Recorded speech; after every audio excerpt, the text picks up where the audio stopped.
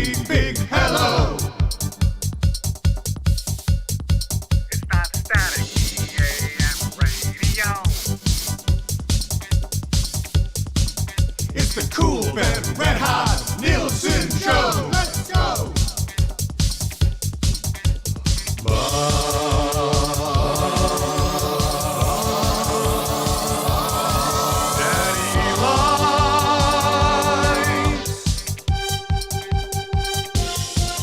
Everybody tuning in, even my wife. Mommy likes too.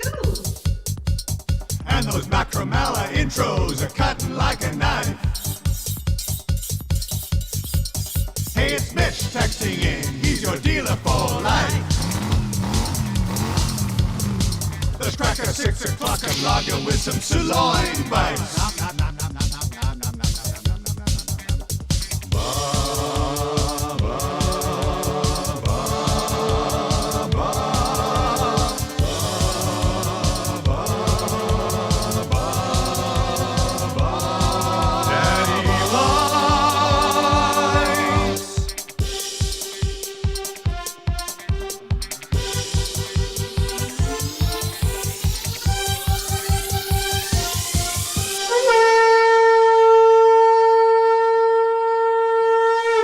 Happy Monday morning. What is up?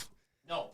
Woo! Happy wild card Monday to you. I can't believe it. Like, for my first time in my life since becoming a Detroit Lions fan over 30 years ago, the Lions have won a playoff game. My God, that was amazing. Trev, is it blurry? Why is it blurry? Oh, Trev's working on stuff here. Look at this.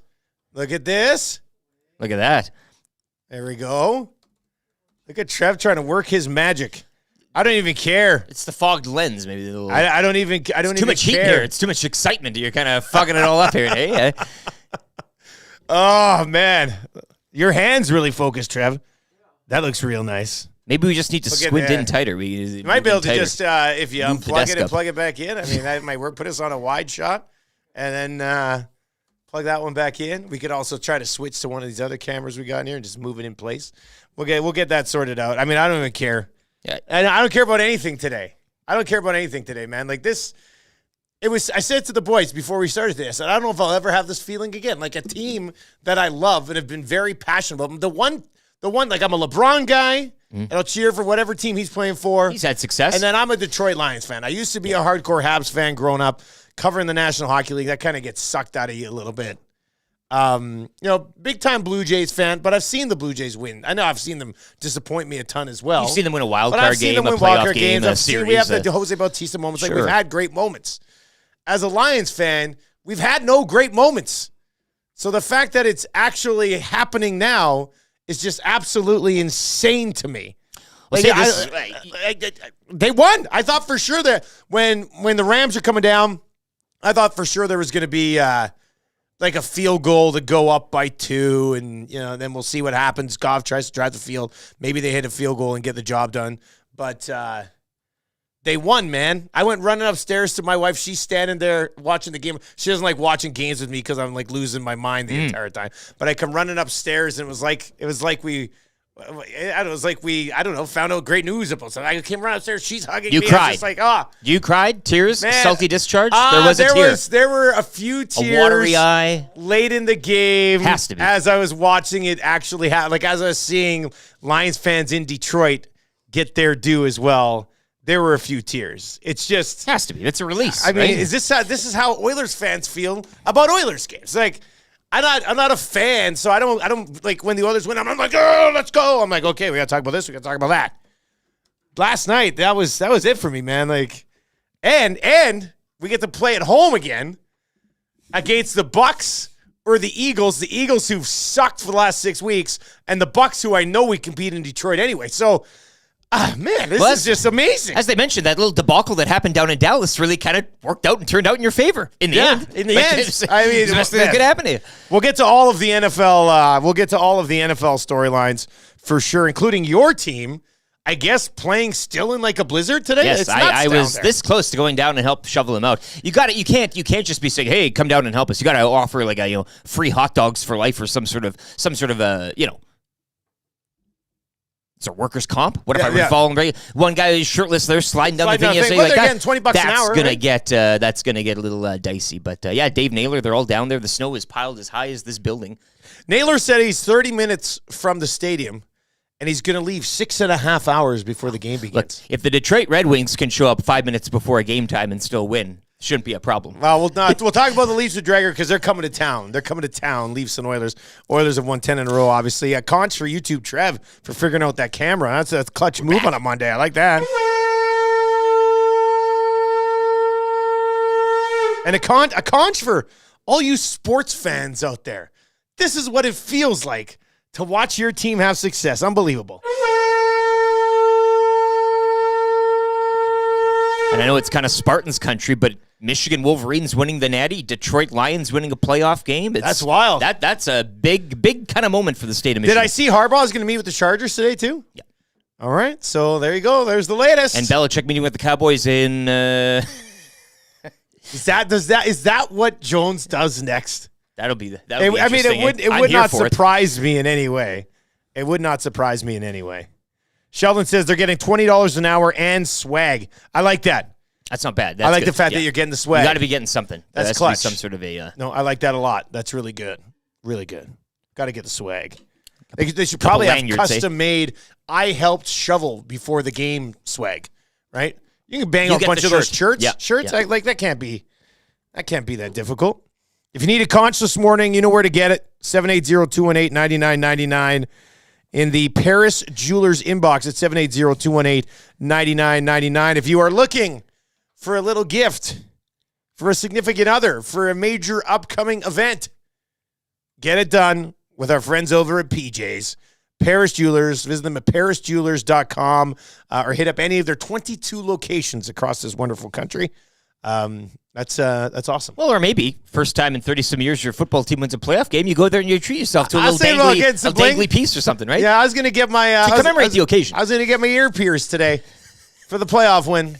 Imagine if I come home and Tam's like, what are you doing? I say, I didn't tell you this when I met you 17 years ago, but I always said if the Lions win a playoff game, I was going to get one of my ears pierced. Swollen lobes. just horrible. And I definitely would not take care of them. Oh, you'd be fiddling around. It would grow over. It would be a mess. 780-218-9999. Rip City Step was in this morning. How about them Lions? Pride of the Big Cats, man. It's amazing. I was with you the morning. We had the Dan Campbell introduction. We had all the clips, biting the kneecaps. We were having a larf. You thought, well, here we go again. Yeah, I love that, man. He'll never buy a meal again. They seal it away through the air when you're like, you know what? Probably grind this out here. Try to take as much of the clock off. But no, Dan Campbell. I can't remember who had it online last night, but that Dan Campbell sitting on the sideline with the huge balls in a wheelbarrow from South Park. I was just like, yes, exactly. That's my coach. That was unreal.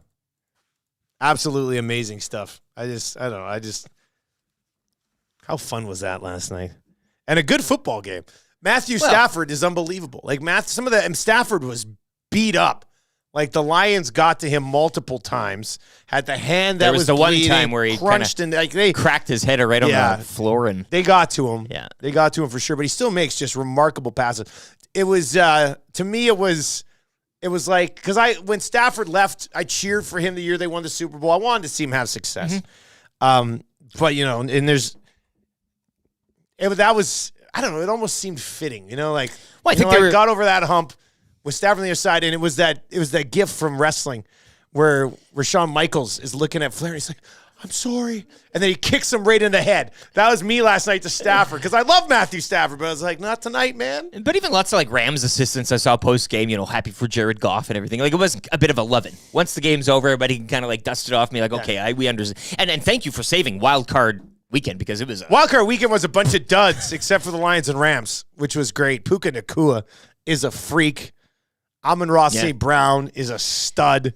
The Lions have the running game that could do some serious damage here. Their secondary, I worry about a little bit, but it's gonna be fun. We'll see. It's going to be fun. Oh boy, Corey Beeson is. How about a conch for the return of the CrackPack? You brought it up first thing when Couldn't believe it. I couldn't believe it. I'm like, what time is it? Well, I totally screwed up. Like I hadn't done a break in 2 months. But I love the CrackPack. We almost have 900 members on the Facebook page. So I was like, you know what? I got to get the CrackPack going again. Things have slowed down a little bit. EST's running pretty smooth. It's the new year. Happy no New Year. Spangler to prep for. No holidays. No CFL. So I was like, you know what? It's time to start breaking cards again. So I wasn't even thinking about it on Thursday. We're just kind of cruising along because usually my team's not playing in the playoffs. And then it never really hit me till yesterday morning when the break was posted and it started to fill up. And I was looking back at the post and I was like, I'll break this on Sunday night around 8 o'clock. I was like, what? What have I done? It's in the middle of the game. So but I'm a man of my word. Yeah. Part of me did say, I'll just message the Facebook group and be like, hey guys, breaks not happen until after the Lions game. And I think people They would have be understood. understanding. However, But if I come in all pissy if they lost, that's not going to be a fun break for anybody. Not a fun break. So as soon as I put the kids to bed last night, I ran downstairs and started cracking. We had 10 boxes to get through. And I crushed through and basically watched the third quarter with the CrackPack. Had it streaming on my iPad while I was doing the break and settled in for the fourth quarter. I even pulled a 1-1 last night, so that was nice. But yeah, it was good. CrackPack is back. If you've not yet, we're like 8 members away from 900 members over on the CrackPack Facebook group. So if you're intrigued at all, hop online Facebook and search CrackPack Card Breaks, and you can hop in there as well. Dan spends 3 out of 4 blowouts. What a bush league. Yeah, exactly. Nah. At playoff games, this is the type of product you're delivering. Lions win a playoff game. Look at this. Look at that. That's right, Gordo. That's right. And the Cowboys lose a playoff game. Look at this. Look at that. Yeah. Okay. Duds, the Packers game was fantastic. Packers game. Oh, It was I a enjoyed good watching football, but it wasn't close. no, but again, everybody kind of nationally takes that Cowboys fume of losing, and I was loving it. That's I think we can all gather around the television set and take some joy in that. How about a conch for the work truck starting this morning? Also, no buses in Spruce Grove. ETS bus update.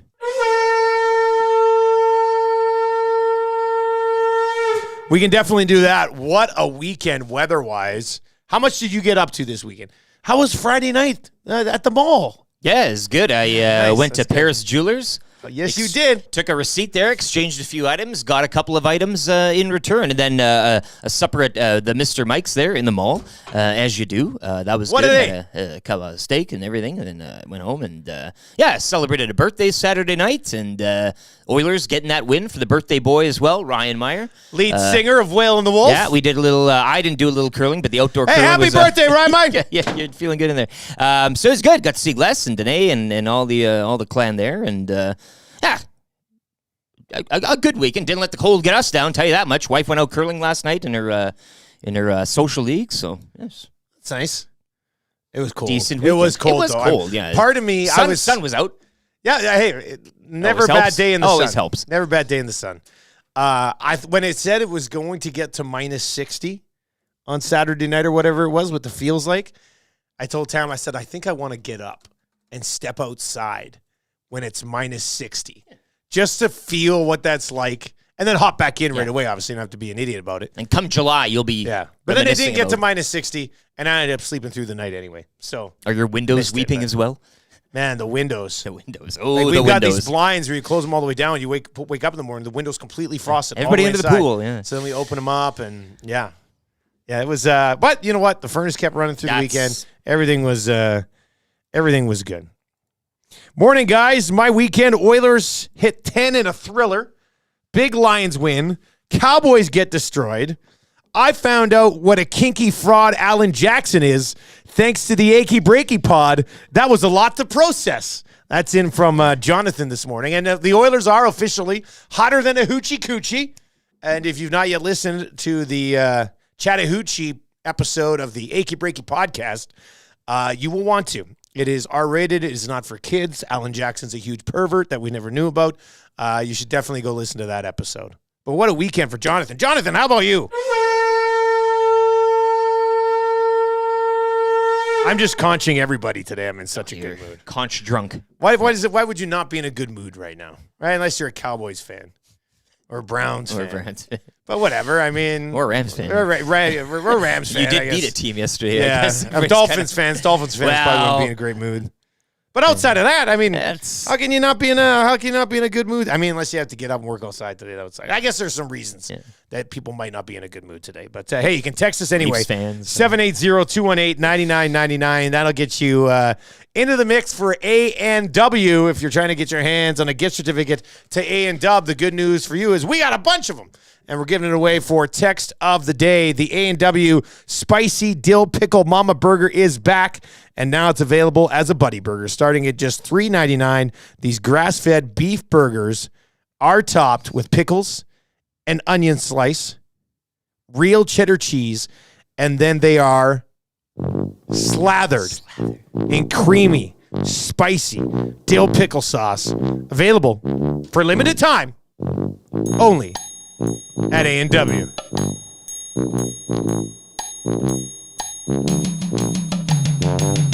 That just hits. Oh, by the way, we got to get back to the guy who wants to bring in the music and let us try to play this, too. The teacher there. Yeah. Look, he's a music teacher. He's going to play the tuba part, so he would get the rhythm going, right? Then we just have to know when to hit. We just need to keep the beat alive. I think we could do that. Belineski's in the nasty chat calling out, looking for receipts. Belineski's holding on to receipts.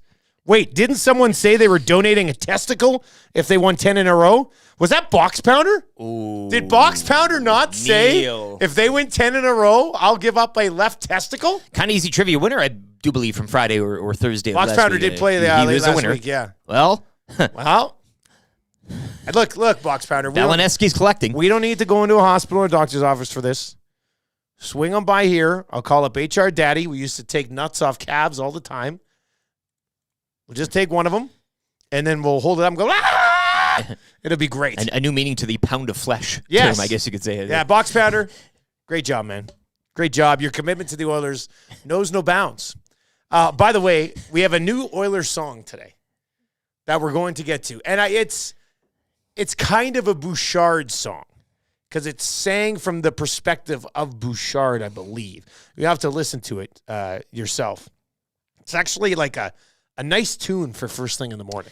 Like, it's not going to hit you too hard. Nope. There's a lot of room for us to mix in some Tombstone clips. I'll say this, it kind of ties into it. It's a country track. Gazzola's not singing on it like some other songs we have. No, this is just, so we had the Jaunty song that was sent in, and we're like, man, our listeners are pretty talented. Jaunty's great.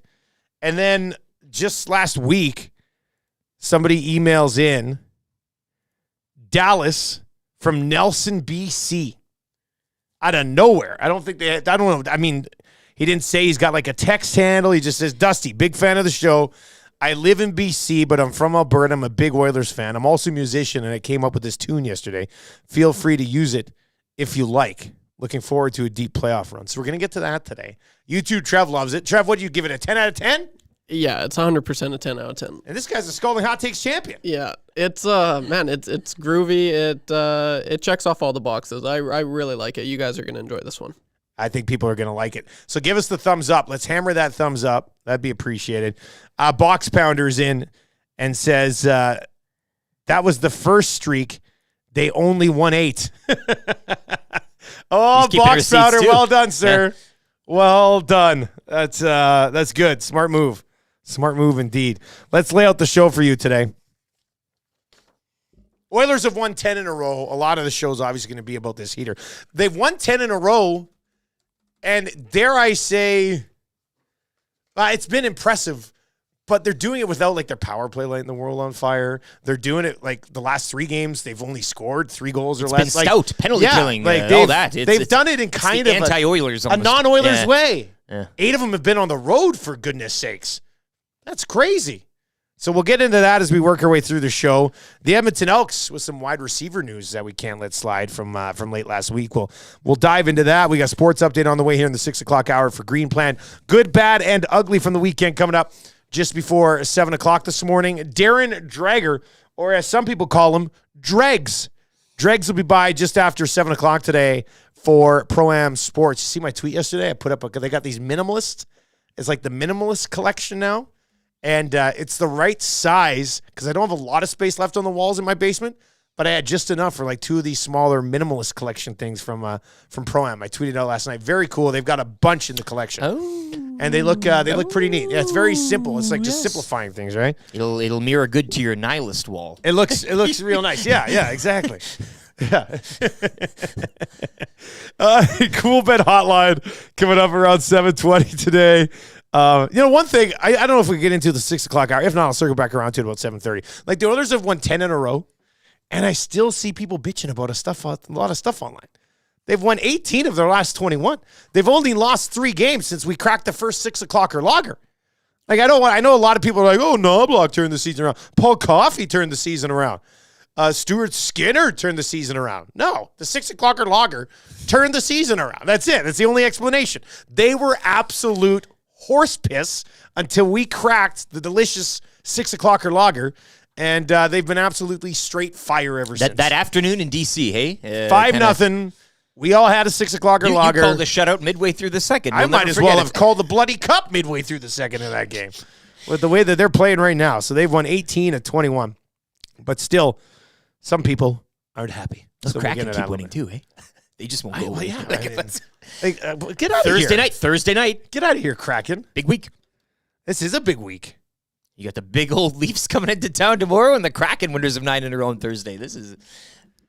That is wild. Yeah. This is a big week. Big week in Edmonton, in the capital region. Mike Tanier will be by around 7:40 today. We'll get his thoughts on everything that happened over the weekend in the playoffs, and of course, set up the 2 games that will be happening today. Kind of easy trivia for Mr. Mike's. I can't believe you're such a romantic, and you took your wife to Mr. Mike's on Friday night. Yeah, Fireball on special. It was Man, a great way to start the weekend. The Holt's getting after it. Yeah, you got to love that one. That's great. We'll have 3 questions too many for the great staff at Park Mazda. The Got Your Back Monday morning mandate with one Ryan Rishaug. I think Shoggy was up in Jasper over the weekend. Oh, Jasper in January. I think so. I think he was up there, yeah. And then the wrap for William Huff. So we've got lots to get to. Belineski says, FYI, there were lots of flats in the Hawkstone Sobeys liquor on Saturday and lots on the shelves too. Well, that's because it was just restocked. 6 o'clocker lager restock happened late last week. So the shelves would have been flush with the good juice this weekend. So make sure you get your hands on that one. Very strategic ahead of this week thaw out here that the temperatures Smart move will again. rise a bit. Now you can get out and replenish yourself. Alley Cat and Edmonton Sports Talk and Sobeys and Safeway Liquor just keep hitting bombs.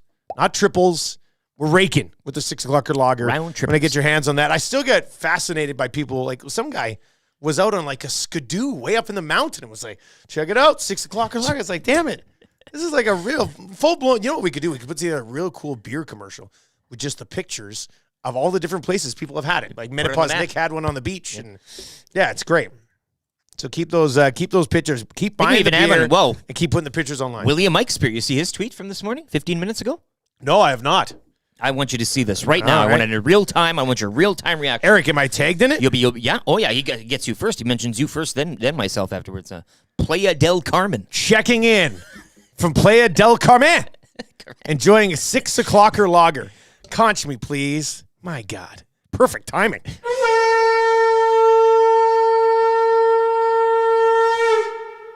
To which Retired and Wired replies and says, don't you mean Playa del Conch?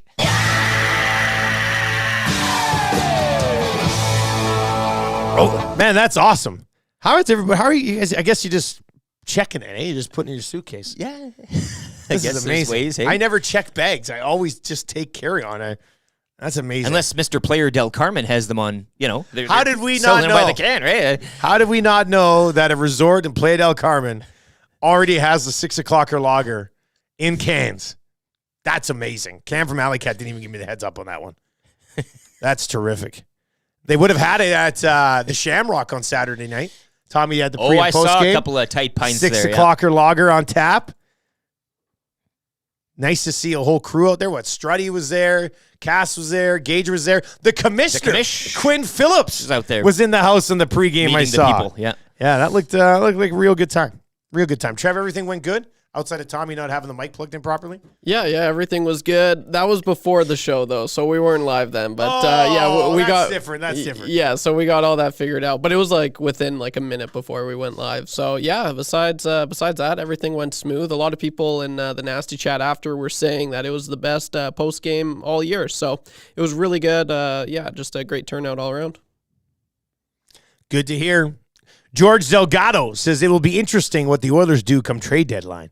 You know what? We're going to actually we're going to dive into that a little bit, maybe in the 6 o'clock hour, if not for sure in the 7 o'clock hour, because I don't think this is like the trade deadline genie arriving to Ken Holland and like, ooh, I'm the trade deadline genie. I'll grant you 3 wishes. I don't think that's what it is. 3 for Ken deals. Holland. I think he probably has 3 wishes. But I think he'll probably be able to only have at least 1 granted, possibly 2, not likely all 3. So there will be some hard decisions that have to be made, LT. So we'll get into that a little bit. Maybe before 7 o'clock. If not, definitely after 7 o'clock this morning. You can text us anytime, 780-218-9999. That'll go directly into the Paris Jewelers inbox. Fat Dan is in and says, how are people still bitching about the Oilers? Lack of PP production hurting their fantasy hockey team? Fat Dan bringing in some of the heat there. I like that. It's got to be fantasy. That's what it is. Well, no, nowadays, but people are like, let's strive for perfection as well. I get it. Like Connor Brown hasn't scored. I'm not sure Connor Brown's ever going to score, but they're still winning. The Evander Kane discussion is fascinating right now. Like everybody's talking about is Evander Kane. Some people are saying trade Evander Kane. Specs writing articles about he'll never produce and sit in the bottom. Like everybody's talking about Evander Kane, but they won 10 in a row. We talked about it last week. Like we were asking, like, do you actually need to talk about Evander Kane right now? They've won 10 games in a row, and I know how this works. Even though they've never won 10 in a row, here's how it works. They lose their next game to the Toronto Maple Leafs, and everybody freaks out. It goes, wow, you can't lose this game after you won 10 in a row. What are you talking about? They're not going to win every single game ever. And they've won 18 of 21. Like, just be happy with what the team has done. They've won 18 of their last 21 games. There's not a lot wrong with this group right now. Bouchard has 10 goals. Cash it. Right. My God. We finally got it. Bouchard futures bets were just the best thing going. Let's get to this text, and we'll get to an update. Then we'll come back with that new Oilers/Bouchard song for you. We can determine if we think it's actually a Bouchard goal song. The old Bouchard goal song we played, it was like a copyright thing, like, oh, man. I mean, we might be able to sneak that in. We might be able to get away with that, but this one is a parody, so I think we could definitely, Homemade, move along with that. Guys, for a brief period between high school and university, I worked for an oil field supply firm. On my first day, my supervisor sent me into the warehouse to find a set of great root bearings. When I returned empty-handed an hour later, he greeted me with a recording of the A&W root beer jingle. Welcome to the oil patch, Rook. Like the grocery version of a pallet expander or a bag stretcher, LOL. So, great root bearings, and then he didn't find them because he was on a wild goose chase, and they got him with the A&W. Who plays pranks? Who plays pranks 20 years ago with the A&W root bear song? Man, that's wild to me. Clean prank. You know, nobody gets hurt. Nobody gets. There's no swears, probably. You hear the song. It's good, clean fun. That's a really, really good, prank. Take that, Rook. Doom, doom, doom, doom, doom, doom, doom. Yeah, like he comes walking back, and the whole staff is there and being like, "We got you, sucker! You're such a loser. You spent an hour looking for something that doesn't even exist just so we can play the A&W root beer song. Come on." Shoving Buddy Burgers into his mouth. Take that! You're such a jackass. But with the music over top, it's just that. That's an all-time prank. Fun, yeah. That's an all-time prank. I like that one. All right, hit us up in the nasty chat. Hammer that thumbs up. You can text us in the Paris Jewelers inbox at 780-218-9999, 780-218-9999. The Oilers have won 10 in a row. We got to dive into all the games over the weekend in the National Football League as well. Good, bad, and ugly from the weekend coming up here before 7. Darren Dreger, Ryan Rishaug, Mike Tanier on the show today. A nice little Monday show lining up for you here as well. And we have a new song, a new listener submission that we think it's pretty good. We like it, and we're going to find a use for it coming up here right away after we get to a sports update with LTE for Green Plan. Lots to get to in the world of sports, and he's the man to do it. You said it, Dusty. The Detroit Lions hanging on for the franchise's first playoff win in 32 years. 32 years, defeating Matthew Stafford and the Rams 24-23. Former Ram Jared Goff connecting with Sam Laporta for a major. David Montgomery and Jameer Gibbs each rushing in a touchdown as well. Earlier in the day, the Packers walked into Dallas and hammered the Cowboys 48-32. Buffalo Bills digging out and getting set to host the Steelers this afternoon, while Wild Card Weekend caps tonight from Tampa between the Bucks and Eagles. You can join the entire Edmonton Sports Talk crew for Super Bowl 58. We'll be at the Centric Casino Sports Bar and Lounge at Centric Casino Fort Road, February 11th. Menu items under $10, drink specials, and your chance at prizes throughout the day. Just 2 games in the NHL yesterday. Rangers getting past the Capitals 2-1. Red Wings double up Toronto 4-2. Oilers look to extend their winning streak to 11 tomorrow night. The club return home to host Toronto. 10 games around the NHL tonight. Oil Kings dropping one on home ice, 5-2 to the Spokane Chiefs. The club are idle until Friday when they welcome in the Prince Albert Raiders. AJHL action yesterday. Bonneville smoked Calgary 7-1. Drayton Valley over Canmore 5-2. Okotoks 8-4 over Fort McMurray. Sherwood Park Crusaders dumping Olds 7-1. Action resumes tomorrow with 3 games. PWHL, just 1 game. New York over Minnesota 3-2 in overtime. Action resumes tomorrow with Montreal at home to New York. And Dame Lillard calling time. The Bucks beat the Kings 143-142 in overtime. Raptors are back home to host the Celtics tonight in one of 11 games around the NBA. The Sports Update brought to you by Green Plan, providing you with award-winning environmental planning and consulting services. Whether it's municipal, industrial, or residential, plan it right with Green Plan. Visit green-plan.com or give them a call, 780-455-4292. The Nielson Show featuring Lieutenant Eric. Only on Edmonton Sports Talk.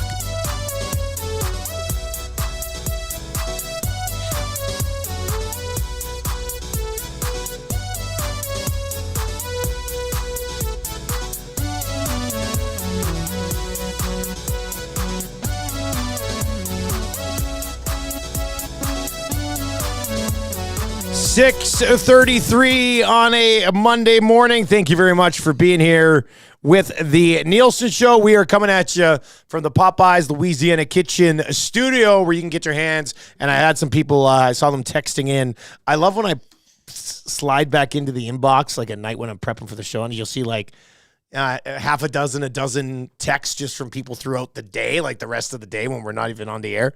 And the one was somebody had their Hyman meal and the Hyman cup, all from Popeyes. They were very, very excited about it. You want to get your hands on that Hyman cup.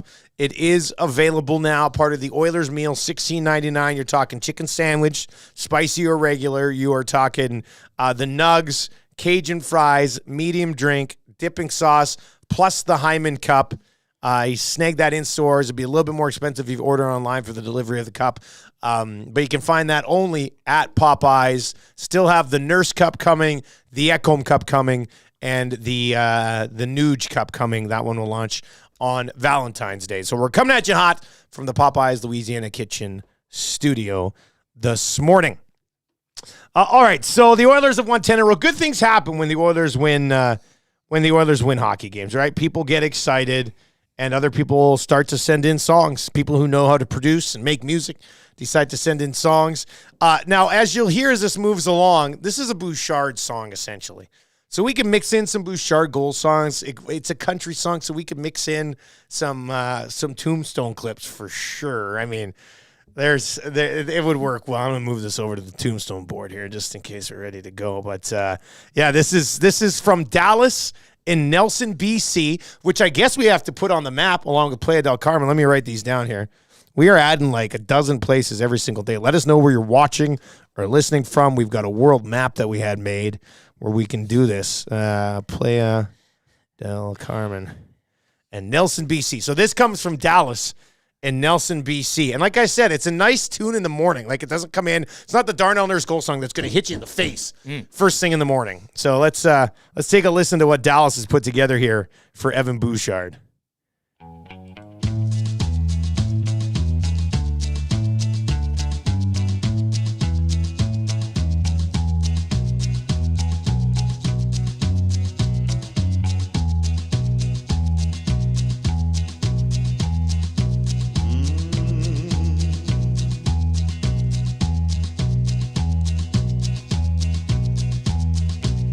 I got a big shot off this stick of mine. I keep those lanes wide open all the time. Drysidle setting up shop, McDavid's flying. I'll hit the twine when I walk the line. Are you kidding me with this guy? Let's go. Let's go.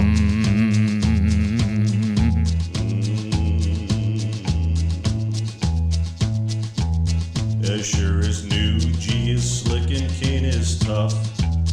We're going all the way this year, enough is enough. And we can play 'em straight or we can play 'em rough. I'm feeling fine when I walk the line.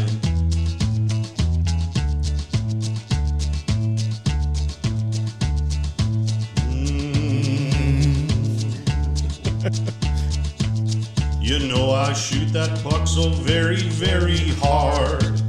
The name on the back of my jersey says Bouchard. And we're gunning for first place, not a wild card. I'll hit the twine when I walk the line.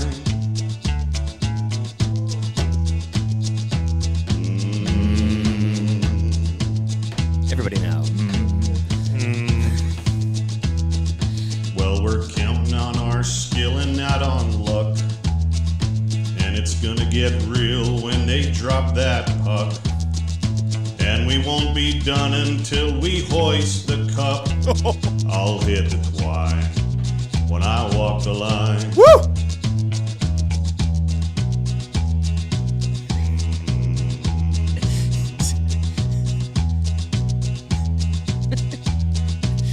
I got a big shot off this stick of mine.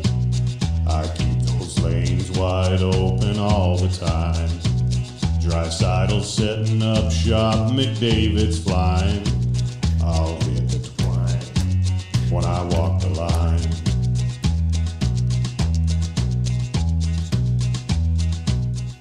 How about that? How do you like that? 780-218-9999. 780-218-9999. Dallas and Nelson, you nailed it, dude. My God. YouTube Trev needs to smoke. Oh, like that was. Yeah, YouTube was, Trev needs a cigarette change this of pants morning. and a This guy cigarette. doesn't even smoke cigarettes. That Wow. was amazing. The verses carrying on and on and on. Yeah. The writing, I mean, again, it's just, it's a nice, and then we can all get into the, you know, that's the part. And as you mentioned, Like everybody can hit it. places for drops. You can and get clips some to drops layer in there. I mean, That's- there's a lot. I didn't even, but I wanted it just to go naked the Yes, first yeah, time. I was yeah, like, yeah. we're not messing with it the first time. But there's room in there. You can fit in the goal. You could, I mean, you could do a lot. We could do a lot of fun stuff with that one. So Dallas, man, I mean, I'm fired up today. Lions win. Another banger submitted by listeners. Listeners are 2 for 2. There's no misses. You're batting 1,000. Jonty and Victoria's batting like 1,000 by himself. He submitted 3 different songs, right? Same song, modified versions. They're great. But Dallas, man, he nailed that thing. out of the park. Just incredible stuff. Makes a lot of sense. It really hits when he drops the name on the back of my jersey is Bouchard. Like that. I So think it is a Bouchard. Listen here. You know I shoot that puck so very, very hard. The name on the back of my jersey says Bouchard. And we're gunning for first place, not a wild card. I'll hit the twine when I walk the line. Yeah, like it's a Bouchard song, right? Like Yeah, so we can only play when he scores. No, I think we let this play know. this whenever the hell we want. I know, that's what I think so. But can't be a definitely strict play it when he well, scores. Absolutely, yeah. But there's other things about winning the cup and all that stuff. Yeah. So like, I think it really works. A conch for Dallas, says the doc. A conch indeed. I like Georgia Satellite saying, "You don't want none of that, Dewey." Which is from Walk Hard, which we could definitely mix in a couple of those clips too. Oh, yeah. That movie, I mean, it's ridiculous, but I still laugh at that movie pretty damn good. It's you're right, we could definitely, you don't want none of this clip, Dewey. Like that's there's some good clips there. So if you have any idea on the odd clip that we can mix into this thing, it could end up being the perfect song because there's a lot of space for clips. Like you mentioned, there's a chance for all of us to get in on the Yeah. And even if you aren't, who's it here, Library Pat, not really a big country fan, it's a pretty mainstream track. Yeah, everybody kinda knows it, this one. right? You don't have to be a so. And the one thing that I like putting together a lot of parodies myself is if you can work in a lot of the original lyrics, which he does. Like he's not changing much here, right? It's walk the line. It's have a good time. Like it's well done, man. Dallas, you absolutely nailed it, bro. I hope you're watching right now or listening down in Nelson BC. Also a conch to Nelson. Am I right, boys? Nelson BC is quaint. You know, it's just, it's nice. Could be getting a Juno on this one. Why? Can you believe it? YouTube Trev accepts on behalf of Dallas from Nelson. Yeah, I think I'll be playing that. Like, honestly, I want that on all my playlists. It gets me going. No, like, it's I'm a great motivated. track. I feel like I can do anything right now. Like, that's awesome. I feel like I can do anything right now. All right, hit us up in the nasty chats. Tell your friends about Edmonton Sports Talk, obviously. And once again, what we say, Trev, like twice as many people are watching over the day-to-day basis than are subscribed. So if you're watching our content throughout the day, hit the subscribe button. We're over 6,400 now, so we're working our way towards 6,500. So if you're watching and you like the content, just hit subscribe. Is that not how it works? Yeah. Like over 50% of our viewers right now watching the Nielson Show are not subscribed, which is interesting because you come back every day and you watch us. So what do? Just subscribe. Yeah, drop a sub, and I'm gonna Free, right? This you is don't have to pay. EST first here. I want to see if this Watch works. this. Bottom right corner. Yeah. There it is, right There it there. is. Subscribe. So sweet. Yeah, it worked. So is that clickable or is that just like a thing that says subscribe? Yeah, it's just a pop up Okay, that says that's still subscribe. cool. Pop it up again. My finger's still Okay, here, wait. All right, we're going to need you to subscribe. Right there. Look at that. Right there, perfect. Do that. Hammer that home. Let's keep growing this bad boy so we can get more bangers like the one that Dallas and Nelson sent in. If you are a musician and you got a good song or good idea for something, let us know. Hit us up. We're in a position where we'll take it, man. Like, Any let's genre. go. Any genre. Yeah, I mean, that one just hits. I won't play it again. But we got lots to get to. We'll come back to in the 7 o'clock hour. You know it's going to be your sound of the day today. So we've got that we're going to get to as well. As for the Nash, man, what a song. I'm glad everybody loves it too because it's well done and the lyrics are great. It's perfect. Joe Cool says, when you mentioned it was a country song, I was worried. But we'll take some cash anytime, right? Like that's the thing. It's crossover stuff here. Yeah. That was the closest I ever came to winning a karaoke contest was with Johnny Cash song. Walk the line? No, Hurt. Oh, yeah. Yeah. I mean, I don't know how it was. You could have it all. It was a weak competition, I'll say that. I think there was only like 7 or 8 of us, but took a run at it. I'll never forget. All right. 2 games today in the National Football League. We'll get to our good, bad, and ugly in a second. But the rest of the weekend, how about these young quarterbacks stepping up? C.J. Stroud and Jordan Love. And you know, well, there's a bunch of different things we can talk about here from these games. Let's start with C.J. Stroud just going off against the Cleveland Browns. Now, the Browns defense, we talked about this. I screwed myself over in the lock shop on Friday because I had said early last week I was on the Cleveland Browns, and then throughout the week the line had moved in favor of the Texans, and I was like, what's going on? So I dove into it a little bit, and I saw the Cleveland Browns defense allows almost 2 points more per play on the road than they do at home, and Joe Flacco turns the ball over like crazy, and I was like, maybe we should be on Houston here. But then C.J. Stroud's rookie making his playoff debut against the Browns defense, yada, yada, yada. C.J. Stroud, I think they say in the business, is him. Yeah. Right? I think we're all captivated by the Browns story. Joe Flacco and all that, and the guy, it's like the Kurt Warner thing all over again. You're coming back, you're going to do something. And all the injuries that they had. But, yeah, C.J. Stroud, I think Norman Combine's the only one that's been believing in the Texans and C.J. Stroud, and he can say, I told us so this morning. But C.J. Stroud is just going stud. off. No, what a performance for him. And as you mentioned, rookie type of, coming in, and it's like been there, done that all over again. 3 touchdowns, 274 through the air. Good on the Texans. And, again, kind of looking at that division, you never really give it too much hope or too much praise or credit. 45-14, no doubt. No doubt. Stroud was excellent in that game. We'll get into this with Mike Tanier when he pops by a little bit later on. C.J. Stroud, 16 of 21, 274 yards, 3 tutties. One of them to Nico Collins, who's just become an absolute stud this year as well. Then you get Kansas City, Miami, kind of a cold game, sort of what you were expecting. Kansas City gets it done. The Dolphins can run. The Dolphins can run. Yeah, but they did not. They did not. They did not. A-Chain had 6 carries for 9 yards. Mostert had 8 for 33.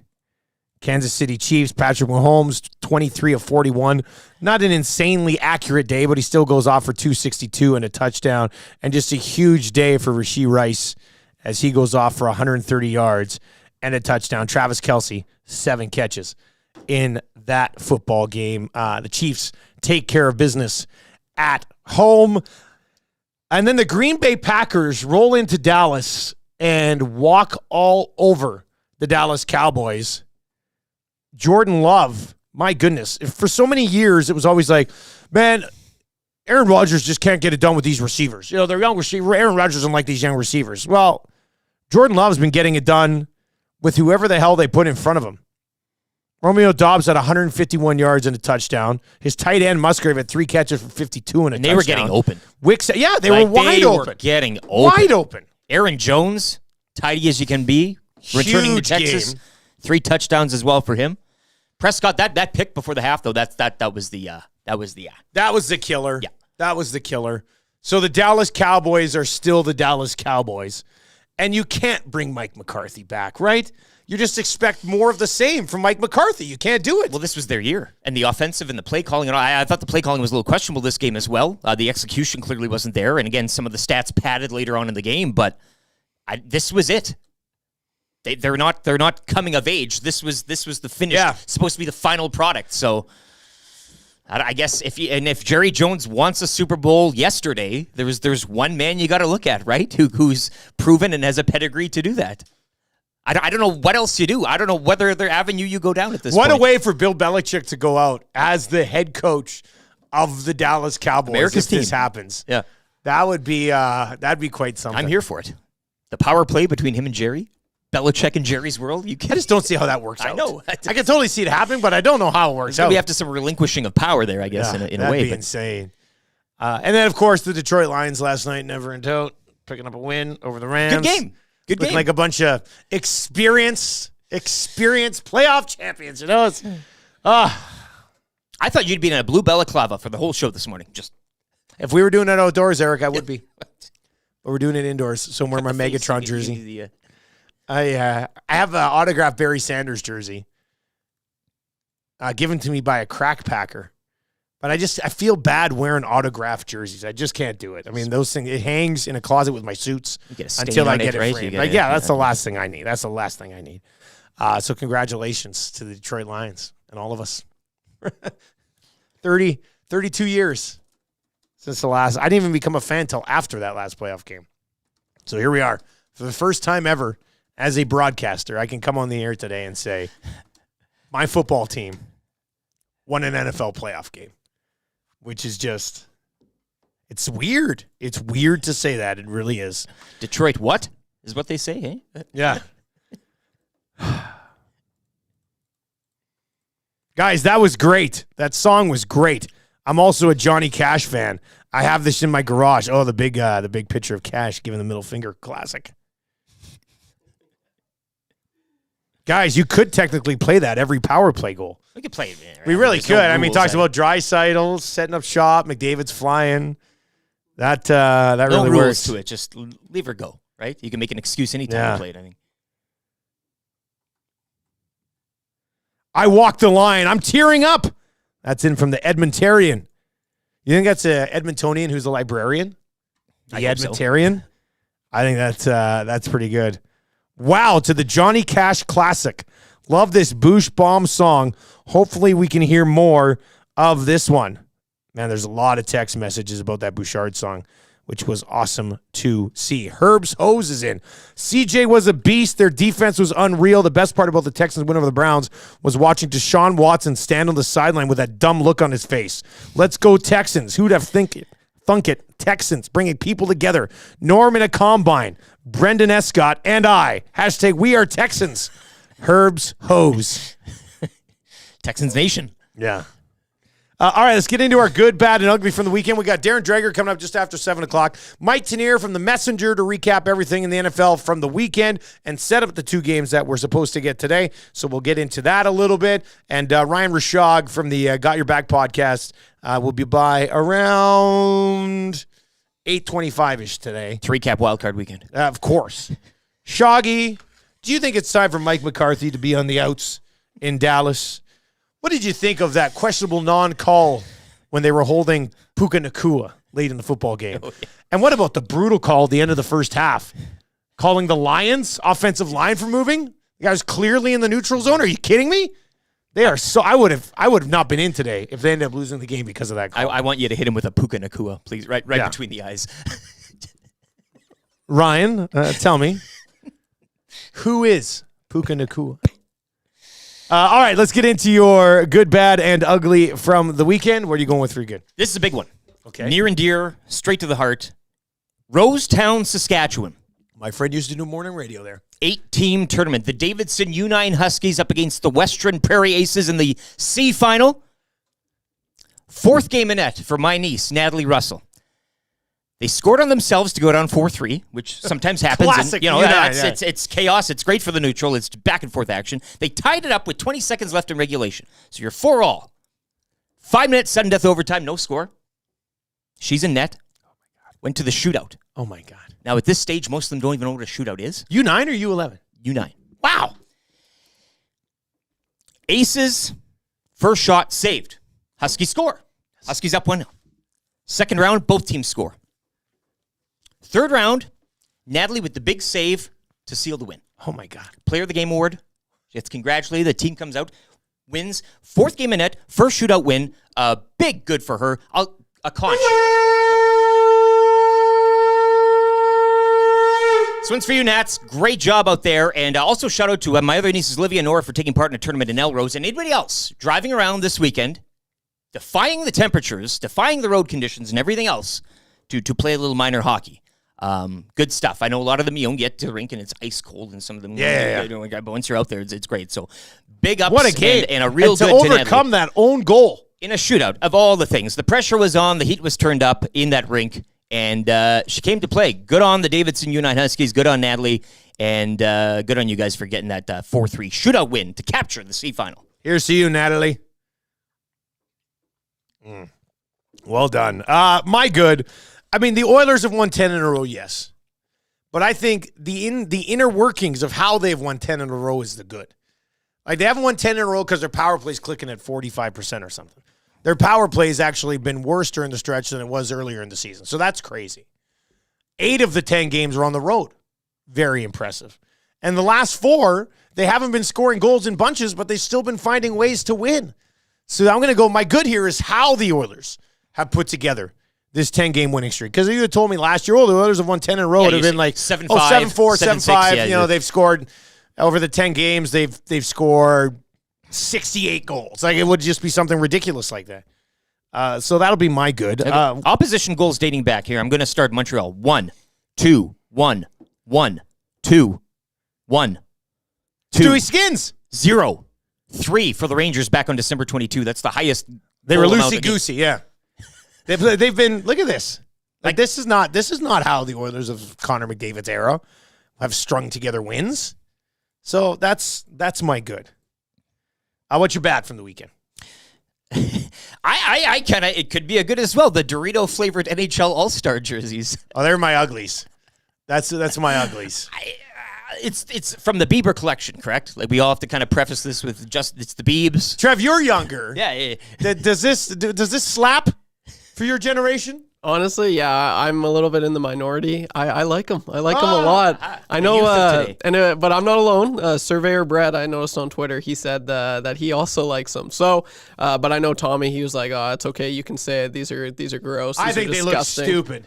Yeah, I don't know, man. I like. It'll What do be you like interesting. about- what do you like about colors? Yeah. Well, I think they're clean. Like it's nothing too busy. The logo's it's huge, but I mean, I think it's just a clean design. I don't know. It like, yeah, I think the colors go well. I think I'm very interested to see the whole uniform. Yeah, that's always. But I mean, as far as like, I definitely think that there's worse. I think there's been worse before. I don't think these are the worst jerseys. I think they're close to the worst jerseys. Do we like any of them though? The white Aside one's from, like, okay the because it's like the white one. East West. Those. Well, I mean, the classic would have been the Campbell and Wales conference back in the day. I like the ones that were green and white that just had like Eastern and Western on them. Those were, and they had a bit of a star as well. Those were nice. But yeah, this is just, this looks like something that was picked off of a TikTok trend for me. I don't know. I don't. They're my ugly. That's my ugly. So I'll just lay out my ugly now. I don't like them. If you were to get one, which one would you get? The white, the blue, or the Cool Ranch, the cheesy, the original, or the white one? I think I like the white. I like the white a lot. The yellow star The white pops. is the one that looks the best. I think so. Because that does go back to the old Campbell. It's got that color scheme to it as well a bit. I think they all look ridiculous, but it's an all-star game. I mean, all I look don't good on really the care Beebs. about the all-star game, so why should I have a hot take on the jerseys, right? Doesn't make a lot of sense. All right, what's your ugly then? Because actually, my bad first. My bad. My bad is last night on the broadcast, Eminem pops up on the screen, and everybody goes, "Oh, so you can show Eminem, but everybody bitches about Taylor Swift." And I'm like, this is a completely different situation. Taylor Swift has had like an entrance cam into the stadium for half the season. It's like, oh my God, Taylor Swift's here. Cut to the entrance. Follow her in. Like, you can't compare these two. Eminem is a lifelong Detroit Lions fan. He's from Detroit. 8 Mile. It's different. So I hop online last night. I see people being, oh, wait, so it's okay that Eminem gets on TV, but not Taylor Swift? These are not even comparable situations. I mean, I don't know. It doesn't make. And did they cut to Eminem after every single time Jared Goff did something good? No.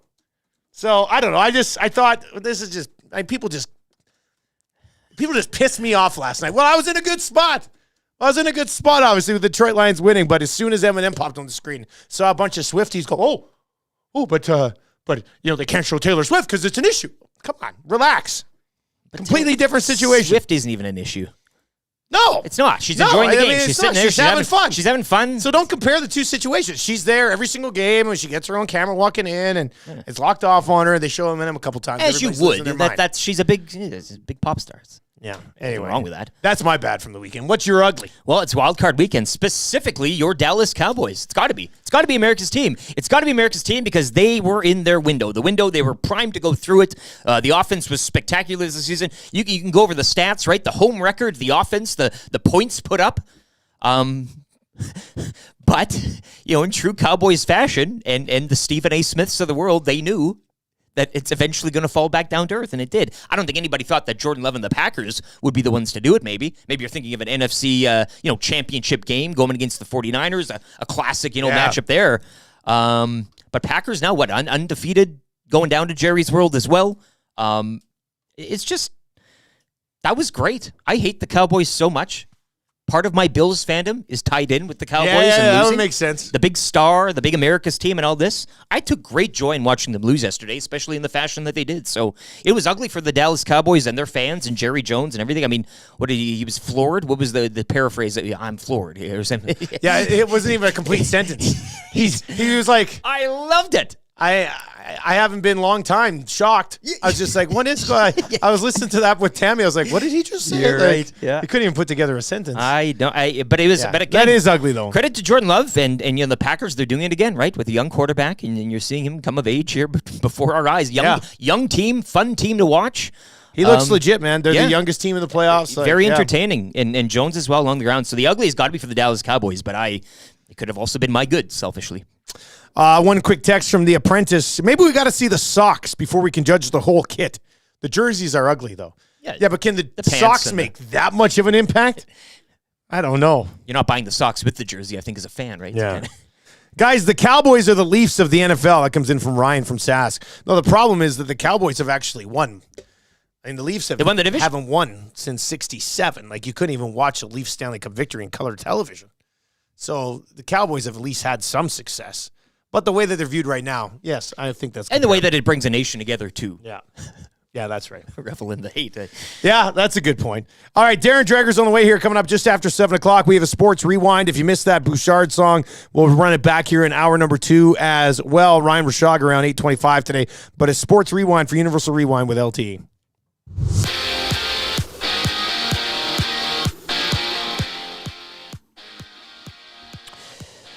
Detroit Lions hanging on for the franchise's first playoff win in 32 years. They defeat Matthew Stafford and the visiting Rams 24-23. Jared Goff connecting with Sam Laporta for a major, while David Montgomery and Jahmyr Gibbs each with a rushing touchdown. Earlier in the day, it was the Packers walking into Dallas and hammering the Cowboys 48-32. Wild Card Weekend will wrap up today with a doubleheader. The Bills digging out and getting set to host the Steelers this afternoon. While tonight from Tampa, it's the Bucks and Eagles. You can join the entire Edmonton Sports Talk crew for Super Bowl 58. We'll be at the Centric Casino Sports Bar and Lounge, Centric Casino Fort Road, February 11th. Menu items under $10, drink specials, and your chance at prizes throughout the day with the one and only Renee hosting. NHL action yesterday, just a pair of games. Rangers over the Caps 2-1. Red Wings double up Toronto 4-2. Oilers look to extend their win streak to 11 games tomorrow night. They'll return home to host those Maple Leafs. 10 games around the NHL later tonight. Oil Kings dropping one on home ice, 5-2 to the Spokane Chiefs yesterday. The club are idle until Friday when they welcome in the Prince Albert Raiders.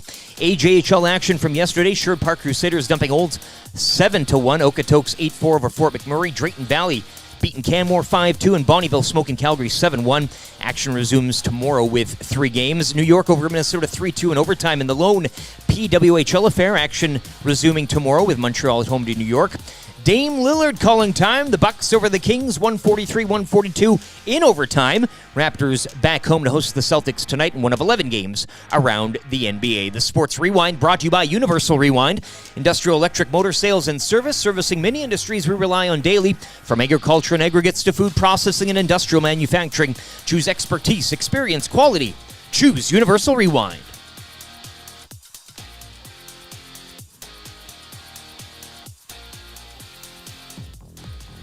The Nielson Show featuring Lieutenant Eric. Only on Edmonton Sports Talk.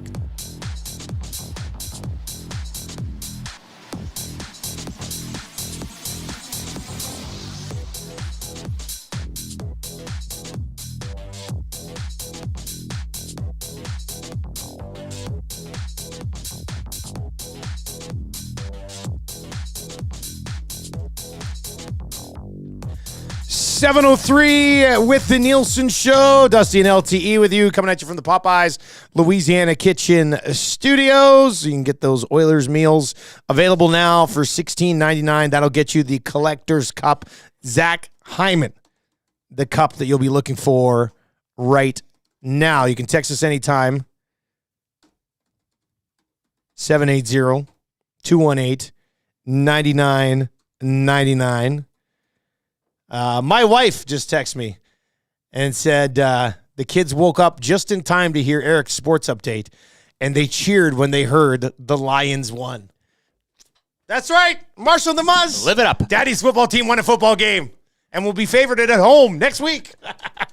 Oh, what a time to be alive, man. What Yeah, you get another one. I know. Like, it's not like you're squeaking in And the the wild Lions- card. You win, you got to go on the road now or whatever. But We joke about it on the Lock Shop all the time, man. The Lions are indoor cats. They just are. So now you're looking at an indoor game here. If they can somehow win that, they go down to San Fran, but it'll be San Francisco. Like, But you know when you get to the championship game, that's you never know. Throw a lot of that out the window. playing with house money here. My You goodness. know, And all that let house the good money. times roll, right? This is what it feels like to play with house money. Unbelievable. Never been in that. Never been in that spot before. Weather-wise today, starting to warm up. Minus 33 right now. Looking for a high of around. It just gets warmer now. Hey. Yep. All day long, and then the Look at snow next hits. Tuesday The here, snow next hits. Monday here. Minus I think we're back in the minus singles 5, here. minus 6. Yeah. Beautiful. We're back, baby. We're almost through what they call in the business the deep freeze. And it was a deep freeze unlike any that we've seen here. When that warning popped up during the Oilers game on Saturday night, that was like, please turn off all non-essential power. It's just like Marshall's going around. Marshall's turning off every single light he could possibly find in the house. And then he goes, oh, Daddy, I should probably take my watch off. I said, why? He goes, well, it has power. I said, no, dude, that's running on a battery. He goes, Meanwhile, oh, okay. Meanwhile, your neighbor's still got the Clark Griswold display. Just well, no, come on, you can't tell me that you didn't at least like, go and look around at the neighbors. Like every block has the guy, right? I took a quick rip outside and I looked and I was just like, oh yeah, Keith's house, it's dark. The neighbor's house is dark. Everybody's got most of their lights off. And then there was one house. Yeah. I was just like, you son of a... I almost want to walk over and knock on the door. I was like, don't you realize you're supposed to have all your lights off and non-essential appliances? Here I am clicking my lava lamp. And they're just yeah. My favorite thing that was Marshall being like, Daddy, I guess I got to take out my watch, eh? I was just like, oh man, just goes you do right not to bed, understand how watches work. That's a fail as a father, really. So anyway, then we got that notice partway through the Oilers Habs game. But that was the type of weekend that it was here in Edmonton. The Edmonton Oilers have won 10 in a row. You can text us anytime, 780-218-9999, 780-218-9999, or you can hit us up in the nasty chat, obviously, over on YouTube. Our hockey insider today, Darren Dreger, brought to you by Pro-Am Sports, your locally owned sports memorabilia and apparel specialists, located in Edmonton at St. Edward Trail on 128th Ave, one block north of the Yellowhead, or online at proamsports.ca. Like you, they are sports nerds too. If you saw the minimalist art projects I put up on Twitter yesterday, you can get those at Pro-Am Sports as well. Check them out, proamsports.ca. Darren Dreger, good morning, sir. How you doing? You keeping? Did you hear what the weather was here over the weekend, man? Like, I know you're from the West, but when we were for a good chunk of Saturday, we were looking at the overnight forecast, and it said around the middle of the night it might feel like it's minus 60 out, man. Yeah, but it's a dry cold. Dry minus 60. Dry cold. That's what we hear out east, and I'm kind of smirking a little bit because as you guys are describing the weather, which I of course recall. And I still have a place in Manitoba, as you know, so I feel it. And I'm going there in a couple of weeks, so I'm hoping it's a little warmer than that. But it does make sense to go to Manitoba in late January, that's for sure. I know. I understand that. But the ice fishing is tremendous on Lake of the Prairies, so I'm looking forward to that. But I'm looking at our forecast, and I let Tiny, the Great Dane, out this morning for a ritual, and she stepped out there and did a beeline and was back in. Like normally she's investigating, seeing what's going on, getting ready for the big walk. She was in like 45 seconds or less. And I look at my phone and it's like minus 16. And I'm like, oh no, this is terrible. What are we going to do? But it didn't get to the point here yet. It hasn't anyway, where we've got to minimize and monitor our electrical use. So I'll keep you posted on that. Yeah, that was wild. We're watching the game and it pops up and I was like, wow, I'm 42 years old. I've never seen this message before. Like, that was pretty wild. But no rolling blackouts. At least I had my power all night long. So I guess maybe people listened and turned some of the lights down and everything was good to go there. It was while we were watching the Edmonton Oilers in overtime get the job done to make it 10 wins in a row. They had won 8 in a row. Then they lost 3. Then they won 10. So they're 18-3 in their last 21. Dregs. This is an all-time heater right here.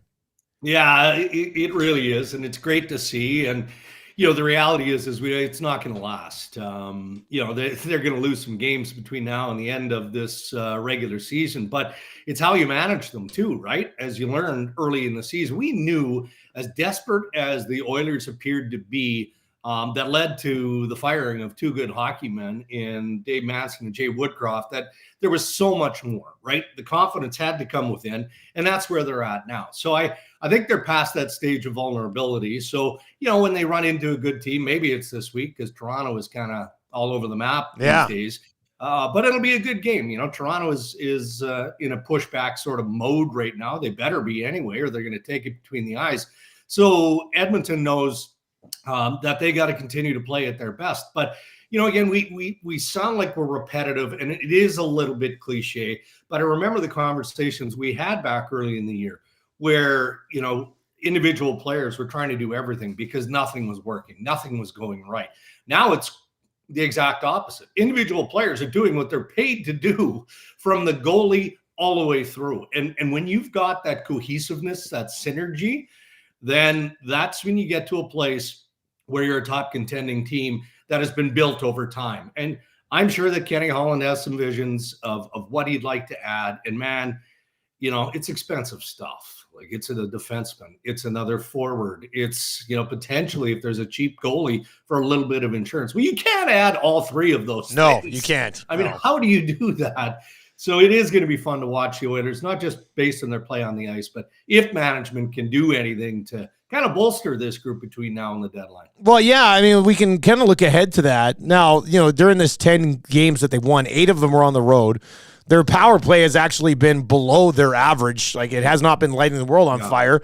And they've won their last 4 games, not even by scoring a bunch of goals. Like, they're winning games in ways like last year, if the Oilers win 10 in a row, they probably score 60 goals over that stretch. Correct. Like they're winning it like a team that could go on a bit of a run would win these types of games. Yeah, and just to further the thought on what they might be looking for, and again, I know you guys have talked about this. The market has looked at it, and you're never as deep as you think you are. And I went to the Toronto-Colorado game on Saturday with the Avalanche playing the Leafs. Yep. I'll tell you what, that Colorado team is for real. Like they were down and out. It was 3-0 in the first period, Maple Leafs, and I'm like, well, I didn't expect this. And then, as most veteran clubs do, they go into the intermission, they come back in that second period, and it's like it's a completely different team. And I'm there with my son, and he's like, did McKinnon, Rantanen, Makar ever come off the ice? But it kind of feels like they don't, because they're involved and they're impactful, and they find ways to get some things done. So that's what the Oilers are striving for. That's what all good teams are striving for. But I think, just to revisit, the notion of what the Oilers might be wanting to add.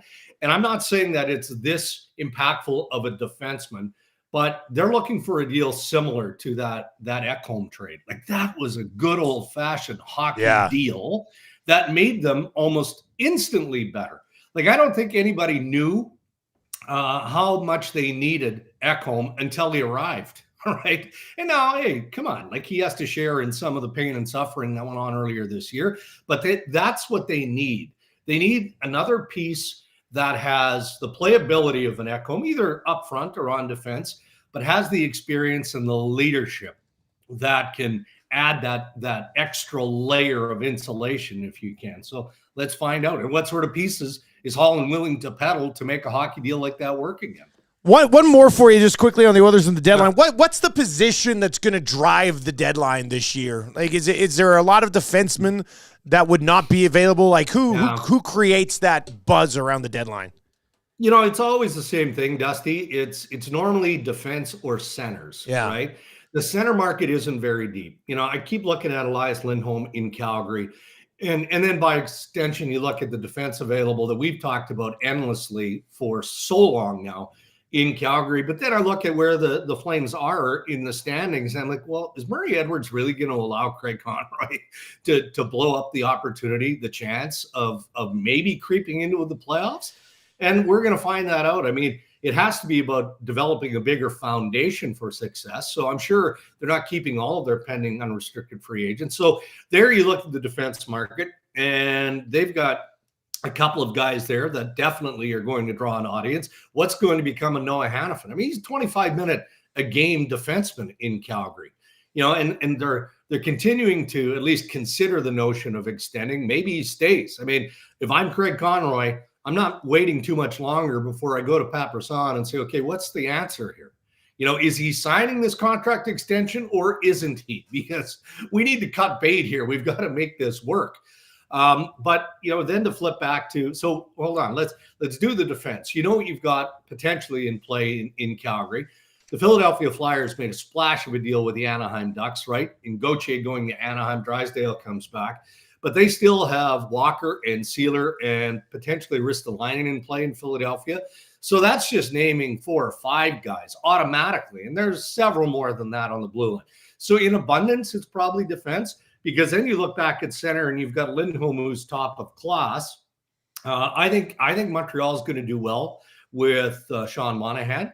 If he can stay healthy, he's going to be a real nice plan B for the team like Colorado, like Boston. The Oilers would circle around Sean Monahan. Yep. They 100% would. The contract is really good.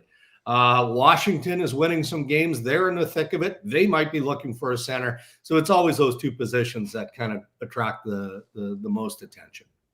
Darren, another big week on the ice for the Oilers. Of course, the Seattle Kraken continuing to win as well. 9 straight. They're in town Thursday, but the original 6 opposition wrapping up tomorrow. Oilers and Leafs from Rogers Place. And, of course, the Leafs, as you mentioned a little earlier, struggling a bit. Goaltending maybe a little better yesterday, but ultimately not getting them over the line. And that 4-2 loss to Detroit, who bust in, 10 minutes prior to puck drop? If you can give us a little scouting report, what is this Leafs team Oilers fans can expect heading into the game tomorrow? Well, they're fragile, to be fair. Mentally, that's where they're at right now, especially late in the game. They've given up 8 third-period goals in the last 3 games.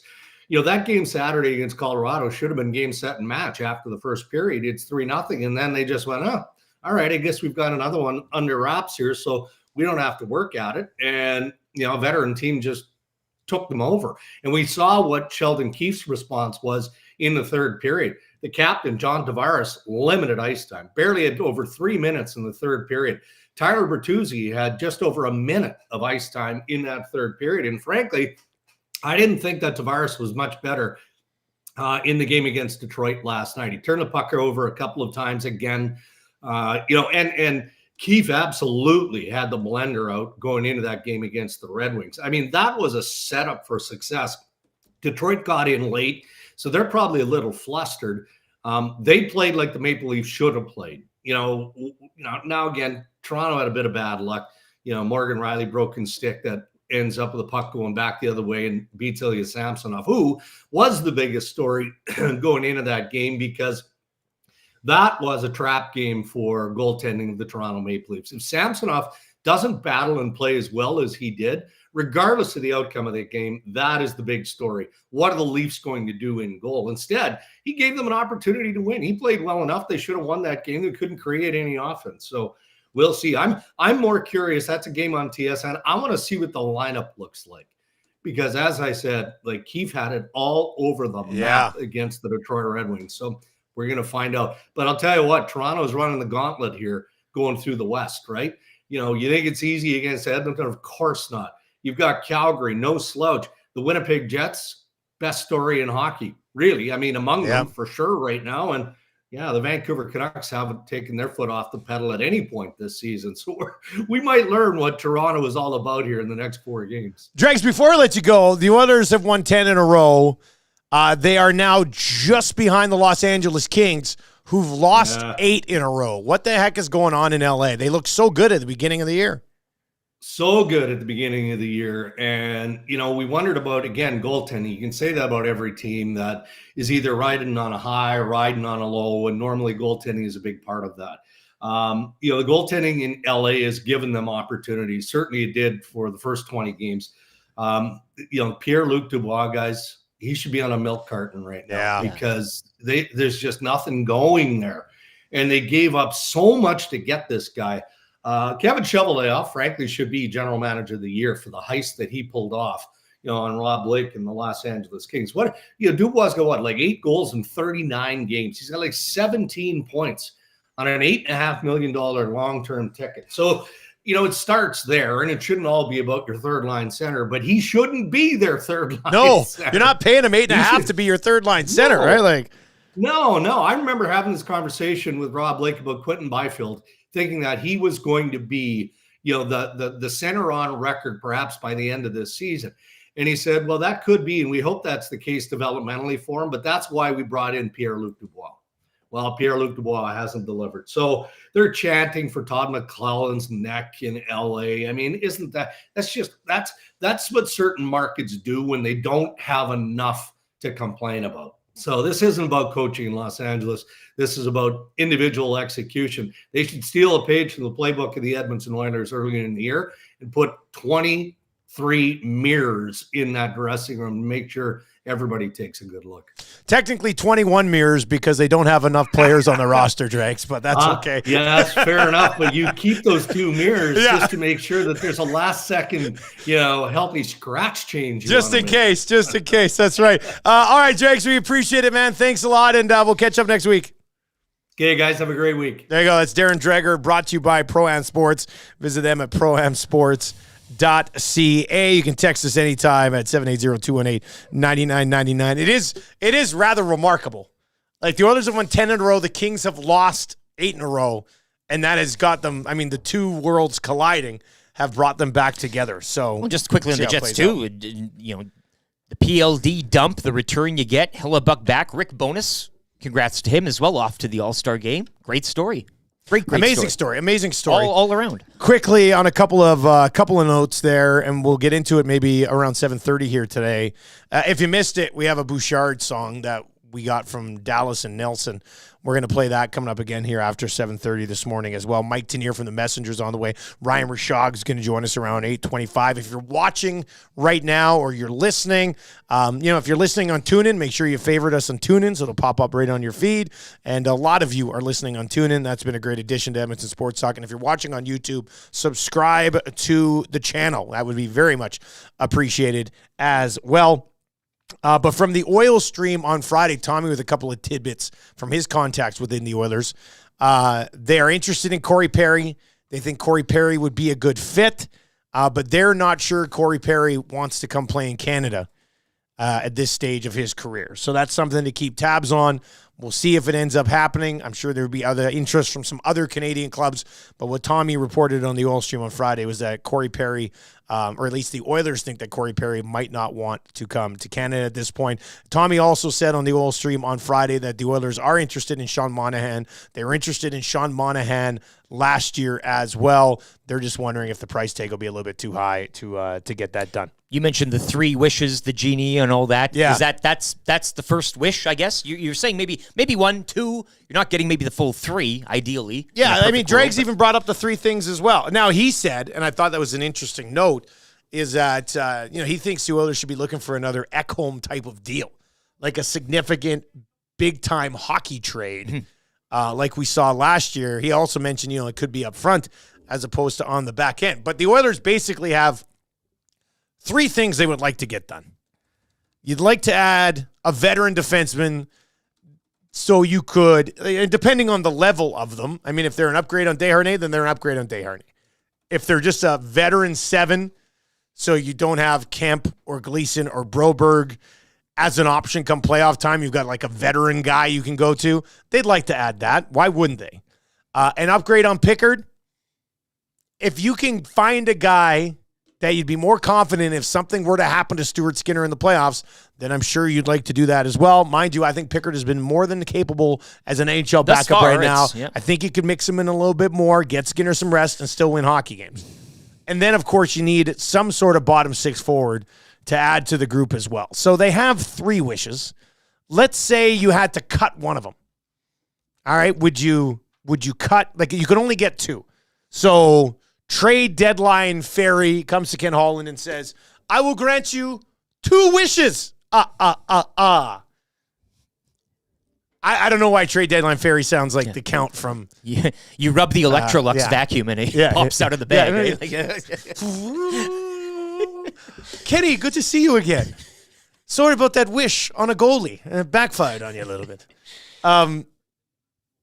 So which wish do you not ask for? Like if you had to cut one of upgraded backup, 7th D-man that you could comfortably play in your bottom pair if need be and not be worried about it, or I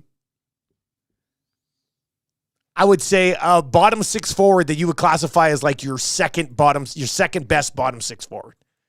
What are you cutting? I think today it'd have to be the goaltending.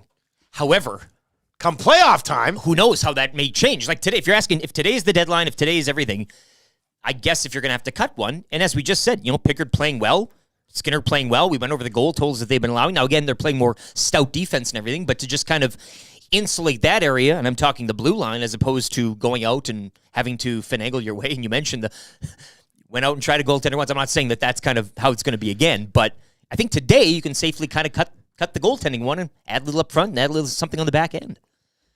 780-218-9999, 780-218-9999. They'd like a little bit of an upgrade at backup goaltending. They'd certainly like a veteran D-man somewhere on that back end, and they would like a legitimate, I mean, you're basically saying a third liner, right? At minimum, you're looking for a third liner. Bugie. But you can only have 2 of them. Which one are you cutting? The goalie, the blue liner, or the third liner? Hit us up in the nasty chat right now, or, of course, in the Paris Jewelers inbox at 780-218-9999. Heading up to Valentine's Day, if you're looking for something of significance for your significant other, get it done at Paris Jewelers. Visit them at parisjewelers.com. 22 locations across this country. And Valentine's Day, 'tis be the time to show your love. McJesus is in and says they probably don't even have enough for both, sadly. Well, hey, look. Well, no, you might not be wrong, but let's at least just cut one for now. We don't right? need to look at the spreadsheet right now. You can have 2 of your wishes come true. You rub the vacuum. Pontiac Bandit says, Philly, we get Hart and Konechny for whoever the Flyers want. Who would you trade from the Oilers if needed? That's unrealistic. Yeah, see. Sorry, man. That's unrealistic. I'm thinking of bringing a Kesselring back. Konechny's a top 6 forward, and Carter Hart's more than a backup. You completely failed the assignment. Those are 2 things that we weren't even talking about. Bukestad and Kesselring. Bring him home. Wouldn't that Bring him home for the cup run. The ultimate twist. Why not? The ultimate twist. I can dream. This text is in and says, screw the genie. Konechny no matter what.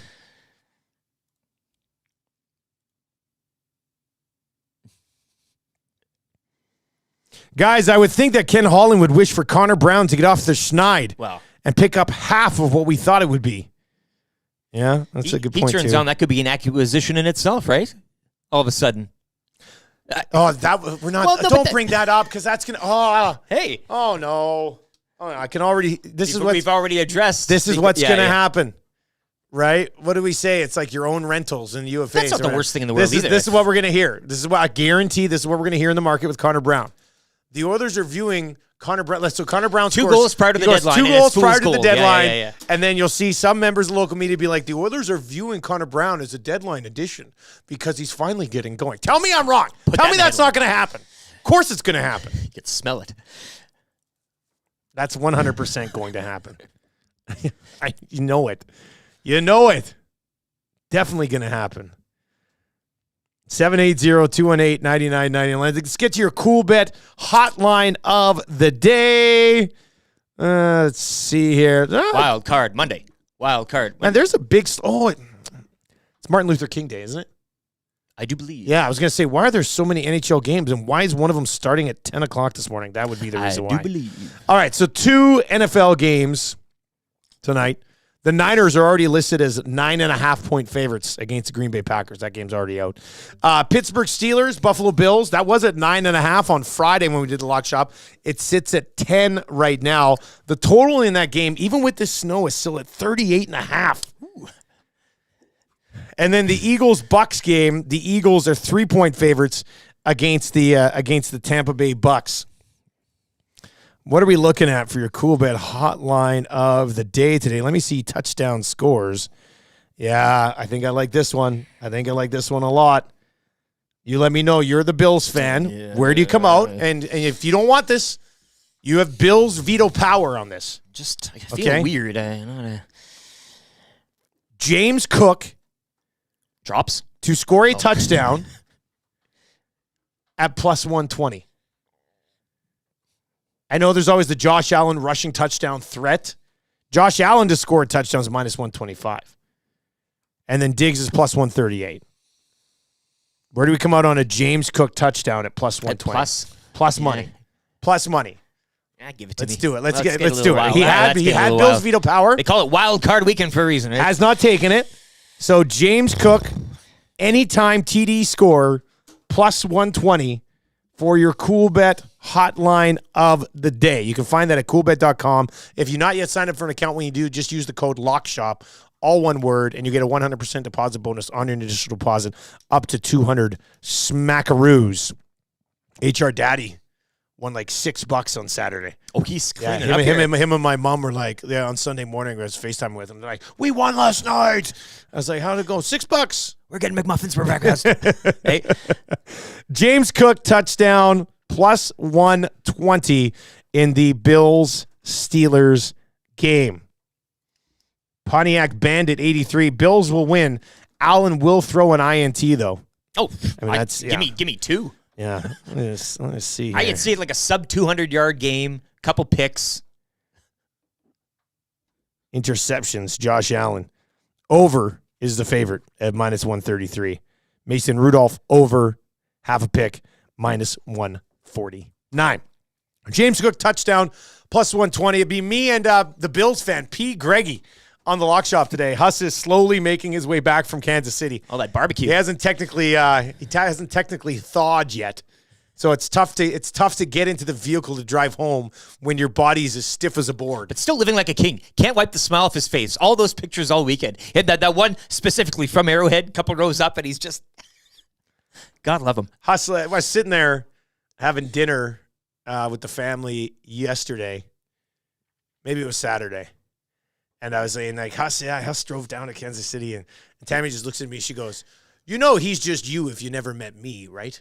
And I was just like, yeah, that's probably the case. Minus the Diet Pepsi intake. Yeah. The video of him driving down, too. Whoever was driving, he goes, now semi-trailers are passing me. He, like, mumbled. I was like, oh, boy. Like, this is... All right, let's get to a sports update for Park Mazda. When we come back, if you could only cut one from Ken Holland's deadline wish list, would it be a backup goalie upgrade? Would it be a veteran defenseman? Or would it be somebody for your third line? You can only get two of them. You might only be able to get one. Connor Brown not included. Connor Brown does not count in this conversation. Also, the Elks keeping a pretty big piece in their offense. We haven't got to that yet. We got to that. And a Bouchard song that has been described by many as a banger since we debuted it less than an hour ago. Let's get to an update for Park Mazda.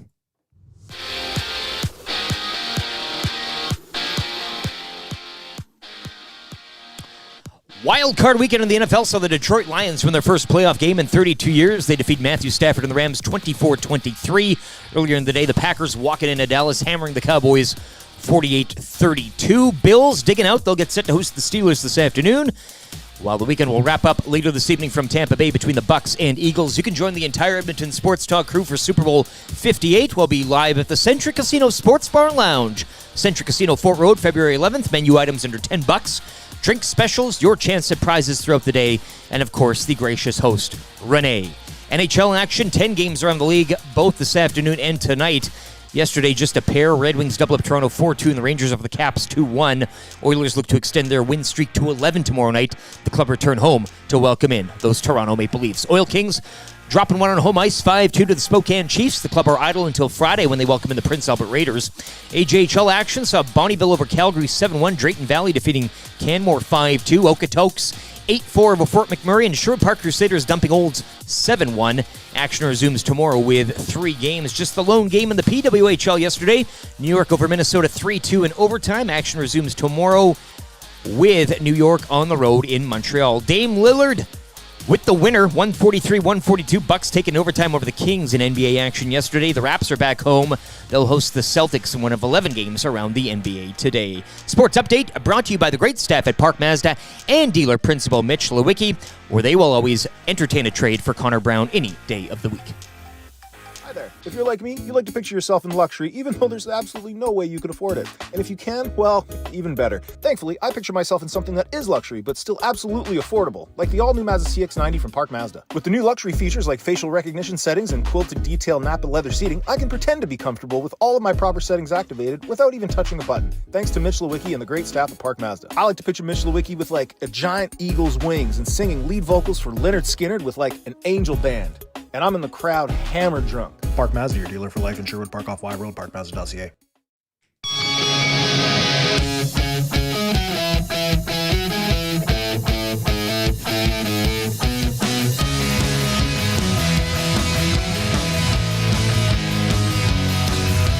Cross your heart, hope to die.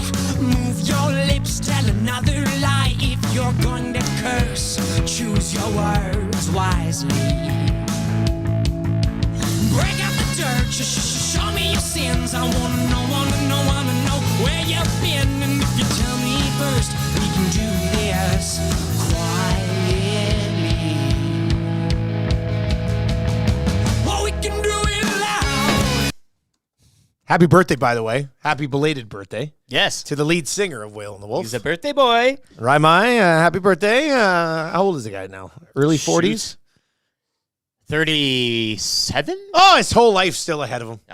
His He's a whole daddy. life's still ahead of him. He's a fascia. Little daddy boy. Yeah. The daddy boy. And he was in on the Hangout in December. It was great. He'll be back. Whale and the Wolf hitting the road as well for some New Year's tour dates. Back to Saskatchewan? Yeah, the show coming up here is, I got to get those dates, but Matthew, I want it, probably has them all. Matty would have them all. Yeah, he's a real creeper.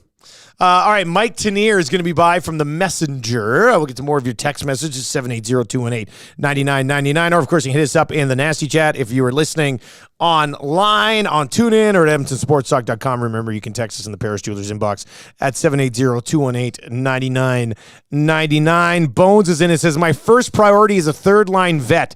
Takes the pressure off the young guys like Holloway and McLeod, gives them some flexibility. I'm okay with the defense and backup right now, but they are one injury away from either jumping to first priority. And that's the interesting You're always point, an injury because- away from exactly switching priorities. So when you look at and we'll get into this with Rishaug, the Got Your Back Monday Morning Mandate coming up here around 8:25 this morning. If you said they go into the playoffs right now and they're healthy, and they've been very healthy this year. Like, they've had 3 man games lost on the blue line. Like, this team has been crazy healthy. And as good as things look right now, I would expect some ups and downs in February and March. The schedule gets more difficult. Compacted, more games together. You're going to have a few injuries bump up along the way. But looking at this team right now, you would look at it and go, okay, so if the playoffs started tomorrow, blue line would be fine if they're healthy. If the playoffs started tomorrow and Skinner's your guy, if he's healthy, you're okay there. You're not going to upgrade Skinner anyway. And Pickard, as we said right now, playing, as of now. Yeah. Not bad. So, to me, you would look at it and go, you could certainly use a third liner right now, whether it's a third line center and you leave McLeod on the wing, or it's third line on the wing and you go. So, I understand where Bones is coming from, because you kind of need that guy regardless of health. Whereas the other piece is you'll be okay if everybody stays healthy, probably. What do you got? 780-218-9999. 780-218-9999. Jason texts in right at 7:30. Thought I'd give you guys a listen for the first time in months. Gambling as usual. You literally have an hour show on gambling, and this crap is on the morning show. I'm out again. Literally on our show, we do the Coolbet hotline of the day for about 2 minutes. It's a segment. It's 2 minutes. It's one menu item on a full menu. Yeah. You got to let it breathe a bit, man. That's You got to let this thing breathe. You open Man, Jason, that is horrible timing. Horrible timing, man. Gambling. Literally. No. We hit the Coolbet hotline for 2 minutes. There's a line. Hell, even when Mr. Lean's in, it's just a lean. We're not even. It's not even a game. It's just a lean. Gamble. It's just a lean. Jason's still going to cash James Cook TD at plus 120 tonight. Slime dog. Yeah, that was amazing. All right. Ooh, look at this. Look at that. Shout out to Paris Jewelers for hooking me up yesterday. How about that? Marketing works. I love seeing that. Yeah, say hi to Michelle. La Bamba guy, my man, going to Paris Jewelers. Probably getting something for Valentine's Day. Gotta love that. All right, let's get into Mike Tanier. He is going to join us from the Messenger, brought to you by Pro-Am Sports. We've got lots to discuss. Mike, happy Monday. How you doing, buddy? I'm doing great. You know, the Steelers opened up as 10-point underdogs today with an over-under 39 against the Buffalo Bills. Let's talk about some of the anytime touchdown scorers. There's got to be one or two in the game, don't you think? There's going to be one or two touchdowns.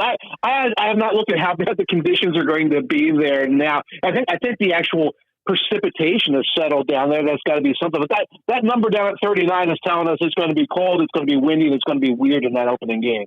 Well, I just wanted to give your listeners what they wanted. Yeah, exactly. They're seeking, yeah. Mike Tanier, where do you come out on Kincaid touchdown at minus 350? More gambling. Yeah, exactly. Yeah. Look, let's get to let's get to a few games over the weekend. Starting with a game that hit the over on Saturday as the Houston Texans. C.J. Stroud. How about that for your first taste of playoff football? C.J. Stroud was near perfect. That was amazing, wasn't it? It was. I think for some people that was their first real taste of C.J. Stroud. I think just about every single Texans game was a 1 o'clock game on Sunday that was usually being shown in like Houston and like the other city. They were like the C broadcast or the D broadcast. You know, and I get to see them because I'm watching 5 games at once and I watch the replays Monday, Tuesday morning. But you see the things he's good at. The fact that he can, you know, stare down the gun barrel and he's about to get hit and he just drops the ball 30 yards downfield. That he rolls away from danger, he rolls to the right, and he just finds guys, and the ball is just pushed down the field with such accuracy and such confidence over and over again.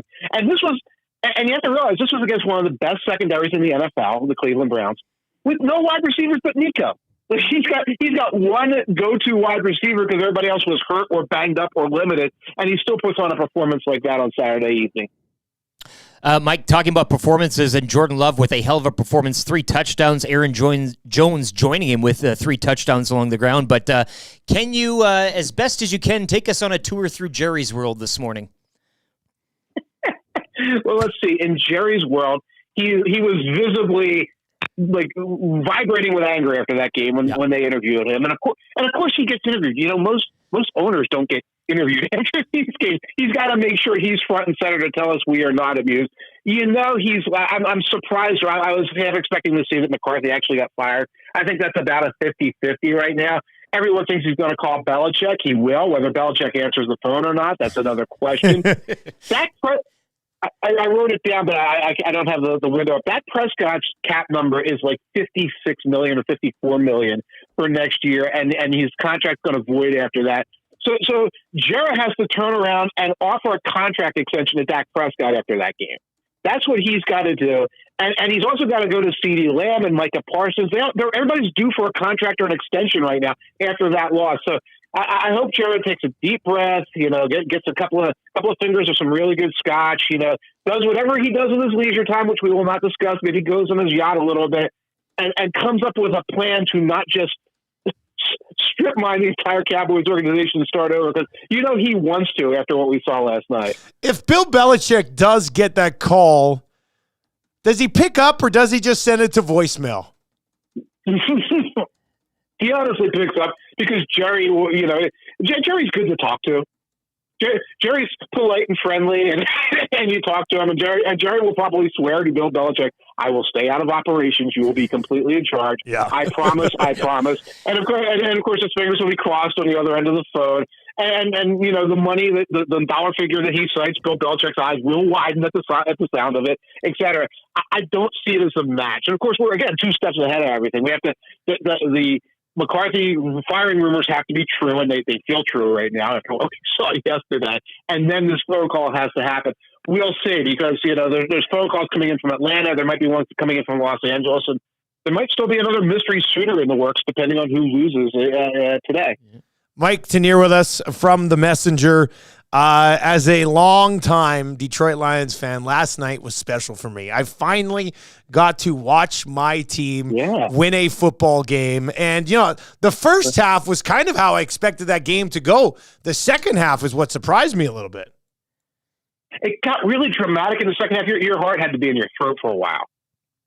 Because all the Lions did in the fourth quarter of that game is let the Rams drive all the way down the field on them and then kick a 27-yard field goal over and over again as that lead dwindled. But you're right. The first half was bang, bang, bang, bang, bang, really on both sides of the ball. And then you had this nip and tuck game. And it's a credit to the Lions because they had to really manufacture that victory. You know, their offense stalled. They had nobody in the world who could cover Puka Nacua. And yet, you get a stop, you get a field goal, you get a stop, you get a field goal. You get the ball back with 4 minutes left. It's like, this is do or die. You cannot give the ball back to the Rams. You will lose this game on a field goal. And they crank out those final 4 minutes. And it's sort of a gut check thing. And I think that's the exemplar of what Dan Campbell wants that team to be. You know, it's a close game. It's down. You get the ball back. You're going to win because you're going to hold on to that football. So are we expecting the Bills to have like some shaky moments where you're like, oh, they might blow this, and then in the end, Josh Allen gets it done today? Or do you think they're in full control the whole time against the Steelers? I never assume for a second that the Bills are in full control all the time. The Bills are so rarely in full control. And again, this is a team that should be like the bad weather team, and we've seen them. We saw them last year in the playoffs in a snowy day against the Bengals, and like they're slipping and sliding like they're the Dolphins. You know, so we'll see. And not to anger your listeners here. But yeah, the Steelers plus 10 feels really good in the game where there could be some turnovers. The ball is going to be hard to kick and things like that. I think the Steelers at least keep it close. Bills are a superior team, and they should win if they don't beat themselves. And Mike, just the wild card weekend wrapping up tonight. I know everybody kind of at this time of the season is all banged up, but a couple of banged up quarterbacks in the Eagles and Bucks. What are you expecting from Tampa later this evening? What am I expecting from Tampa? I love how we don't even ask what we're expecting from the Eagles. We're expecting doom, despair, friction. And if the Eagles play to like 50% of their capacity, they should roll against the Buccaneers like they did in, I guess it was week 4 or whatever. If the Eagles play the way they were playing and the Buccaneers play the way they play, which is kind of a straightforward thing, get the ball to Evans, get the ball to Godwin, let their defensive stars do their thing, and the Eagles trip over themselves and try to set fire to their own locker room, then it will be a Buccaneers runaway. And the thing to keep in mind is the Eagles, I believe Darius Slay is back. Eagles secondary is such a mess right now. I don't know who covers Godwin. I don't know who covers Evans. I don't know how they stop the Buccaneers if Mayfield is like comfortable enough just kind of sitting in the pocket and delivering the football. Look, I have to ask you as a Lions fan, because I've never got a chance to ask this question in my life, but who do you think would be the better matchup for the Lions next weekend in Detroit? Wow, how about this? If the Eagles are coming in with A.J. Brown either still injured or A.J. Brown on his not speaking terms with anybody else, then you don't have the situation you had last night where Puka Nacua just single-handedly goes after you. Yeah. Okay, so that's the thing. I know the Lions actually took care of Mike Evans pretty good in the first game. I don't know how long that will last. The Lions are a very strong team that the go-to receiver can feast on. And if you can get the Eagles without their go-to receiver, that's going to be an easy win for the Lions. Okay, look, last one before I let you go, because Scott, the Chiefs fan, is in and says, no Chiefs talk, shame, shame, shame, from Scott, the Chiefs fan. I guess that was just kind of a tidy victory for the Kansas City Chiefs. The fact that Rice went off for 130 yards and a touchdown for a team that we've basically ridiculed their receiving core for most of the season, how much can that one receiver be a bit of a game changer here in the playoffs? Yeah, I don't know how far that gets them. It does give them some legitimacy there, but we're still talking about a rookie. Of course, we were talking about a rookie in Puka yesterday. We saw what he did there. The main thing you saw is that, one team was bothered by the elements and one team kind of wasn't on Saturday night. And that the Chiefs say, we can do this thing where we have a good defense, a good offensive line. Pacheco can break tackles, and Rice and Kelsey are enough. That's sufficient. They can play that kind of football. I don't know if that gets them past the Ravens. I don't know if it gets them past the Bills. It can get them past the Steelers if that's who it is. But that's what you're looking at right now. They cannot be laughed off because of their receivers. I'll say this. Rice looked good. The rest of their wide receivers made up for it by looking terrible for the rest of that night. So as he ascends, Mecole Hardman and all those other guys just get worse as Rice gets better. As always, Mike, really appreciate it. Enjoy the doubleheader today. You got to take care and enjoy the games. Enjoy the games. Enjoy your week. Interesting. Enjoy your life. Yes. Says Mike Tanier from The Messenger, brought to you by Pro-Am Sports. Visit them at proamsports.ca. And make plans to join us for the Super Bowl at Century Casino, the Sports Bar and Lounge, on Super Bowl Sunday. We are very excited for this. We're going to have the whole EST crew out. We're going to have some prizes to give away. It's going to be a real good time. Yes. Hi, I'm Renee. I work at the casino. Runs an outstanding shop and menu items under $10. It's going to be great. We're going to have 6 you o'clock can buy food lager yourself for that cheap. on can there, so you can come out and crush a few of those. You're always looking for something to do for the big game. Why not join the crew? Why not join the boys? Let's pack this place. Reminds me, I got to book a room here. Let me email them about rooms. I mean, I think we might be able to get some rooms. I know we joke a lot, but I'm doing it. Yeah, of course we're doing it. Why going not? home that night? No. Even if we just go crack. Straight here. This is the plan that I've kind of thought of. We talked about, we're not going to work at all. But I think I'm going to reach out to the fine crew over at the casino there, and we will just do all of our shows from the casino on Monday. Oh, even better. Why not? A couple bacon and egg specials, right? Egg suppers, egg breakfast. We sit there. We can do the show in the Sports Bar and Lounge. The morning after, it's where we would have spent the whole night. I think in the end, that really makes the most sense, right? We can help clean up. We can do it. We can do it all. We can be there. Yeah, you're right. We can. Where's Eric? Oh, he's just tidying up after the party last night. So I think that's kind of where we're leaning, right? But all the shows, like the Hangout will be there, everything. Like the whole day there. So we don't have to, we only have to have, I guess, YouTube Trev back here. Spare no expense. Unless Practicum, and I would probably should have you back here for that one. Zacticum's not ready just yet, right? So unless he really dazzles us here over the next couple of weeks. Wow, that would be quite the scene. Up the charts. Confidence levels doing great, Dusty. Ready to go. Andrea's in, says can't wait for the Super Bowl. Look, it's gonna be a good time. Century Casino, Fort Road, Sports Bar and Lounge, EST, Super Bowl party, going to be memorable. Our first one with the new place. It's gonna be great. Speaking of things that are great, we debuted this in the 6 o'clock hour to just rave reviews. It can be a Bouchard goal song. I think it is meant to be a Bouchard goal song. It could be anything you want it to be. But it could be a power play song. It could be so many things. Here it is. This comes in from Dallas and Nelson, BC. Put this bad boy together. Is that Zacticum? Wow. Look at this. 751. Look at this guy. This guy's a real go-getter. I love it. Gazzola must be rolling in his grave. Yeah. No, Gazzola's still sleeping. That's the best part. Zacticum's already here. Amazing. Tommy hasn't even come up with an excuse why he's going to be late yet. By the way, Phrase in today on the Hangout. And what, you and YouTube Trev popping in for a little bit too? Is that the plan? Tag team that puppy, eh? Yes, sir. It's been like a month since I've been on there. Oh, so I love it. I cannot wait. That's great. And are Tommy and Maddie both in today too? I believe the so. whole crew. Yeah. Oh, It's gonna be great. Get a It's gonna be Mott's. fun. Oh yeah, get a Mott's Clamato Caesar up in you. Yeah, baby. That'd be real nice. You guys and your drinking ads. All right. So this comes from Dallas and Nelson, who just emailed this to me on Friday and was like, hey, Dusty, a big fan of the show. I'm a musician, part-time. I put this together for you guys. Do with it whatever you want. So we're going to do this. This is Bouchard Walks the Line right here on Edmonton Sports Talk. And I'm still going to leave it naked. We won't start clipping this thing until tomorrow. But think about some of the clips here with the space that we've got. This is a canvas that has been sent to us. Now, it's already like a 10 out of 10, but we could even make it maybe a 12 out of 10. This is great.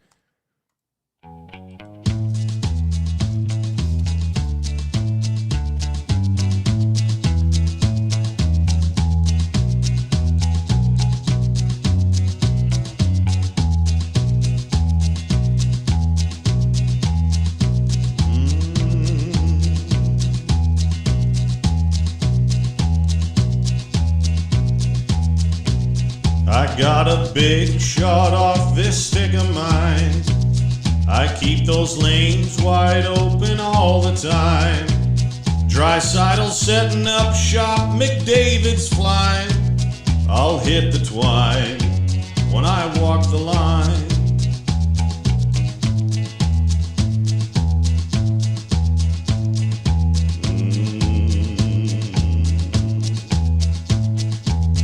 As sure as new G is slick and Kane is tough.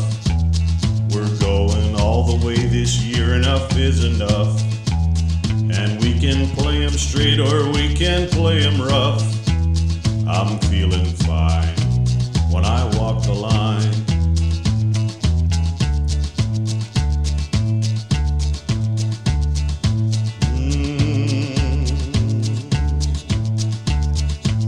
You know I shoot that puck so very, very hard. The name on the back of my jersey says Bouchard. And we're gunning for first place, not a wild card. I'll hit the twine when I walk the line.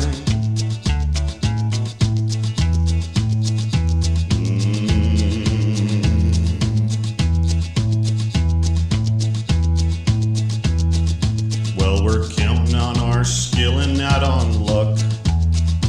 And it's gonna get real when they drop that puck.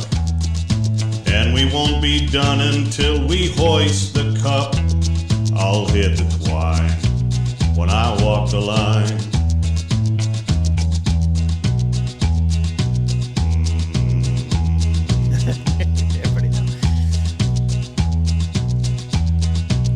I got a big shot off this stick of mine. I keep those lanes wide open all the time. Dreisaitl setting up shop, McDavid's flying. I'll hit the twine when I walk the line. My God. You guys, it's even better the second time than it was the first. That's just too good. Man. Well done, Dallas down in Nelson, BC. Dr. Dry is in and says, holy bleep. I love this song. It's tough not to, man. And dressing it up as a tree as we move along is going to be just... Yeah, well, like Alan says, it would be hard to make this song better. Oh. It's perfect as is. You wait till Tombstone Tuesday, muchacho. Yeah, And then let's see what we could do. Guys, that's amazing. 12 out of 10 is a given once LTE gets a hold of this thing. Oh, no, we'll be mixing it live. Mixing, we'll be mixing stuff ones live. And twos here. We'll get some clips from Walk Hard. Maybe even some clips from Walk the Line if there's something good there from Joaquin Phoenix that we can mix in. Some Johnny Cash clips. Let us know. Let us know how you think we can add, because we got some room, right? You got the pre and post. Do you think this guy just sounds like Johnny Cash, or do you think this is like an AI voice? Or it's like Johnny Cash AI. I don't really want to know. I hope that it's him. I hope it's all natural. You know, I don't want to see how the sausage is made. We don't want to be faking this thing. Yeah, because he nailed it. This guy absolutely nailed it. Yeah. I'm looking forward to seeing what else this dude can bring to the table, to be honest with you. He's got one smash hit. Encore. We are only releasing bangers between Jonty and Victoria, Dallas and Nelson, and, of course, our listeners who are Whale and the Wolf. It was just banger after banger after banger. There's got to be a Juno category. Listener submitted goal song category. Has to be, right? Dallas from Nelson. It's just Jonty versus Dallas, and that's it. Get into the Junos, baby. You know what? Let's see where this goes, because we would move Jonty into this category for next year just because he was the first one to do it and we didn't have it. But if we have some sort of awards next year, we could have 4 or 5 contenders by this time, for listeners submitted song. The Estes.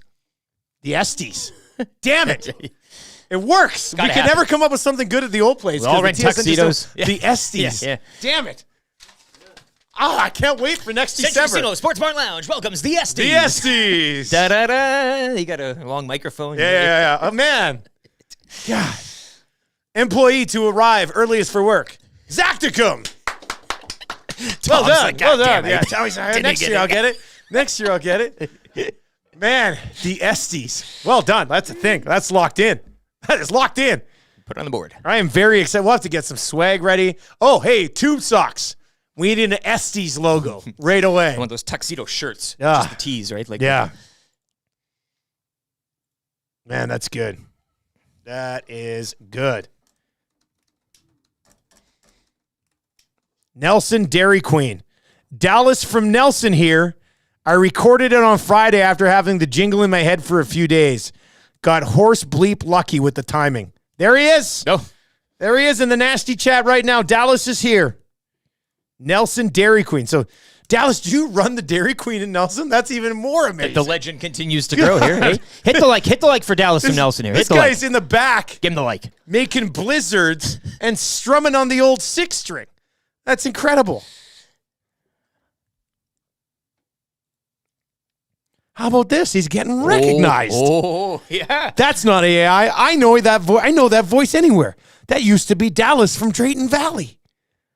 What? Can we get a hard confirmation on that nasty chat here? Wow. He sure sounds like Cash. Almost had to break out the spoons. I'll go ahead. Whatever you got to do, right? Boys, no disrespect, but that is a major upgrade to the Bouchard goal song. Oh. Yeah. We love the old Bouchard goal song, but, there's a song in there that we can't play because of the YouTube stuff now. So we roll these parodies, though. Todd and Bonnieville, shame on you, Dusty, for even considering AI interpretation. I know. I feel bad. I should not even You have went down that road. I shouldn't even have brought that up. I mean, that's on me. Guys, best Oilers hype song ever. Big shout out to the Big D, Dallas and Nelson. Shame on you. And that's Todd, I feel bad. We have dropped a lot of coin on some bangers in the past for playoffs and such, and we've dropped. But this is that's some high praise right there. Yeah. McStappen, great song, but if we get a slight edit with more gambling references, please. That would be it. Hey, but I bet the line. We're gonna have to do another one. Dallas, you're gonna have to bang out another one, the exact same song but with different betting lyrics. For all the D-gens out there. Yeah, for all you D-gens, because that's all it is. That's all we ever talk about. Over and over and over. And I mean, cash, right? Cash money. Bet the line. Oh, that would be good. You know, this is why Edmonton Sports Talk works. This is why the show works, because we got great listeners, great supporters who are going to give us stuff like this, which is just absolute gold. It's community, family affair. And now you have a chance to maybe win the Esty for the best. Wouldn't that be something? Nielson Show AM Nasty original. So get creative. They don't give those out to just anybody. No, they don't. No, they've never given one out before. So that's huge. All right, let's get to a sports update for Clayburn Services. If you're looking for work, Clayburn's got you covered. Eric will have more on that in a second. If you want to play Kind of Easy Trivia today, text us right now, 780-218-9999, 780-218-9999 if you want to play Kind of Easy Trivia. Gift certificate to Mr. Mike's Steakhouse Casual is up for grabs. It is absolutely delicious. If you've not yet tried it, get the gift certificate and go give her a whirl. If you have tried it, I know you want the gift certificate. So text 780-218-9999 into the Paris Jewelers inbox. Let YouTube Trev know that you would like to play Kind of Easy Trivia today. We'll give you a call. You'll get to play. 3 questions too many coming up. Got your back Monday morning mandate with Ryan Rishaug around 8:25 today. We'll talk about the Edmonton Oilers having won 10 in a row. But right now, a sports update with LTE.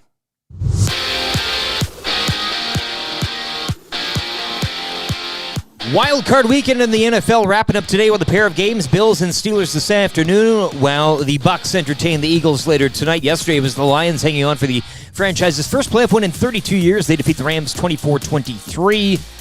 Also earlier in the day, it was the Packers hammering the Cowboys 48-32. You can join the entire Edmonton Sports Talk crew, Super Bowl 58, live at the Centric Casino Sports Bar Lounge, Centric Casino Fort Road, February 11th. Menu items under $10, drink specials, and your chance at prizes throughout the day. 10 games around the NHL this afternoon and this evening.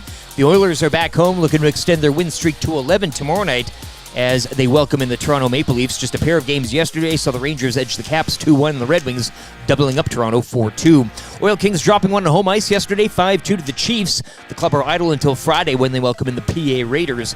AJHL action from yesterday, Crusaders over Old 7-1, Okotoks doubling up Fort McMurray 8-4, Drayton Valley over Canmore 5-2, and Bonnyville taking care of Calgary 7-1. Action will resume tomorrow with 3 games. Just the lone game in the PWHL yesterday was New York over Minnesota 3-2 in overtime.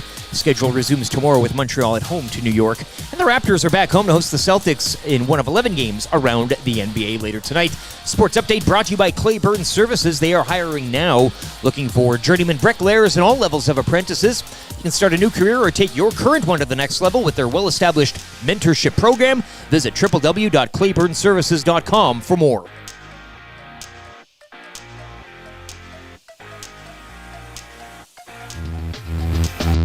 The Nielson Show featuring Lieutenant Eric. Only on Edmonton Sports Talk.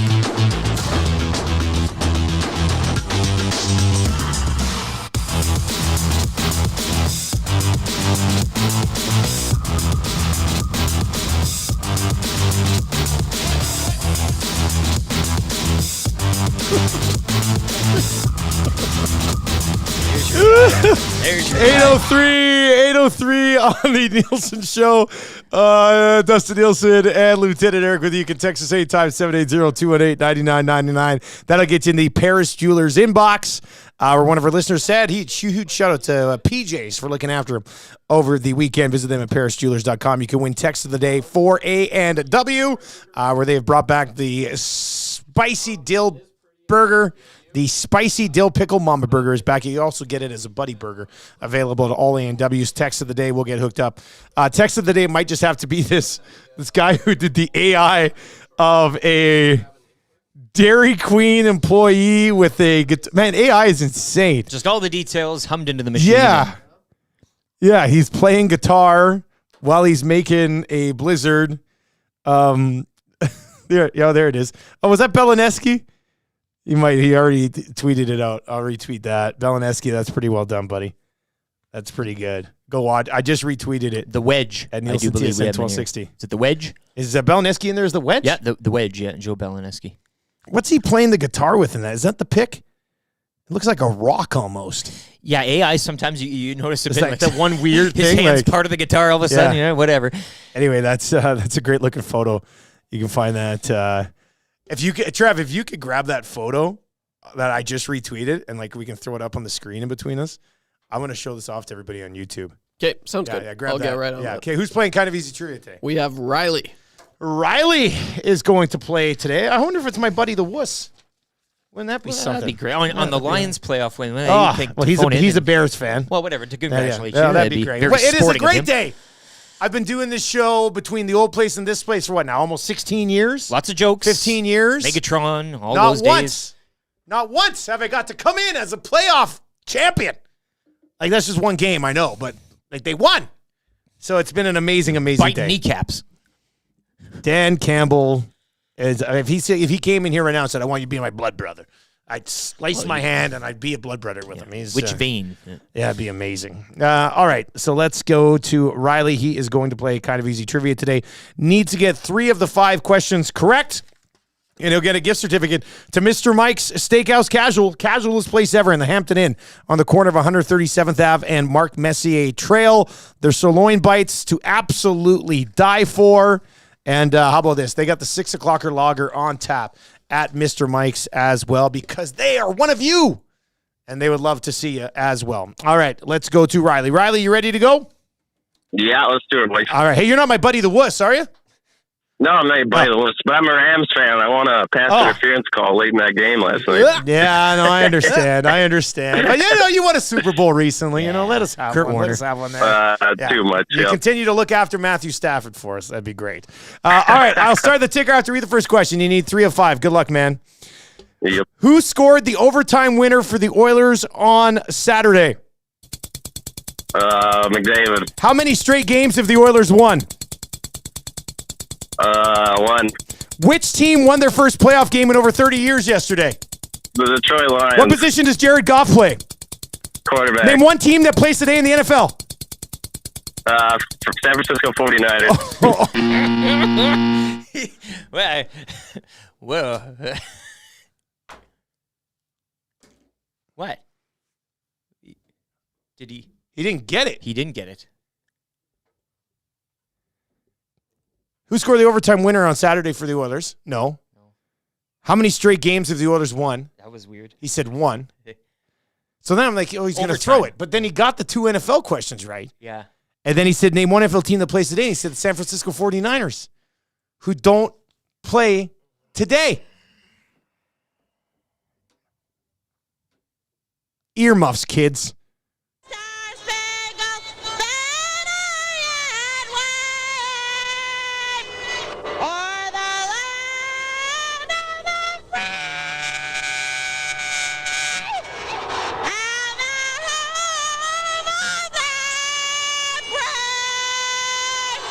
Was riding a high today. Still riding a pretty good high. But that's a major buzzkill. Why? Major buzz. Now, with that being Why? said, I mean, I kind of like the fact that he's just a football fan. He doesn't care about hockey. That's Is okay. He though? That's Is totally he, good. though?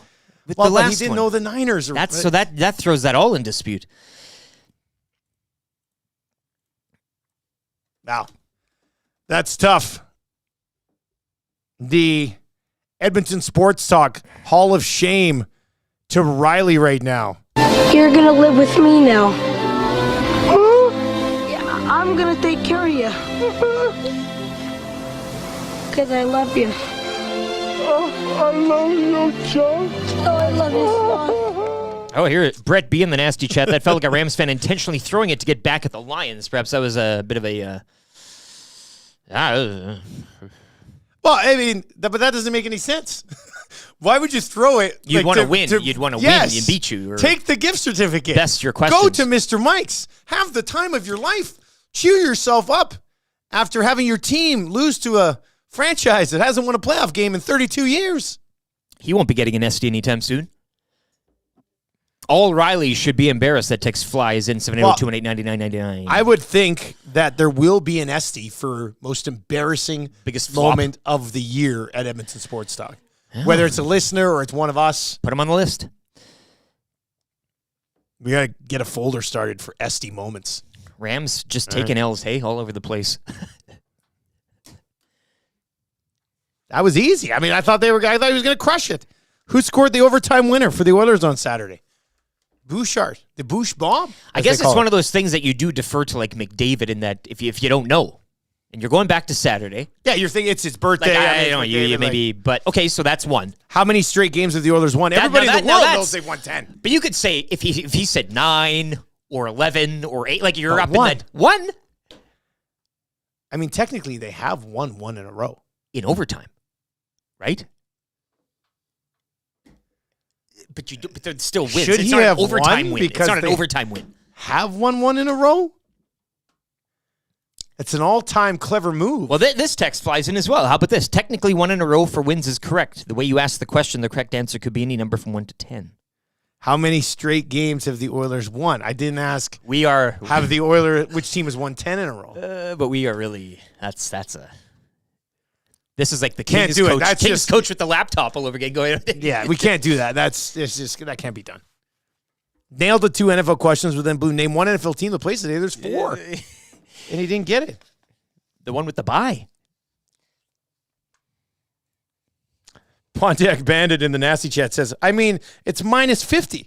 What the hell? You're not watching sports, right? Like everybody would have been watching sports over the weekend.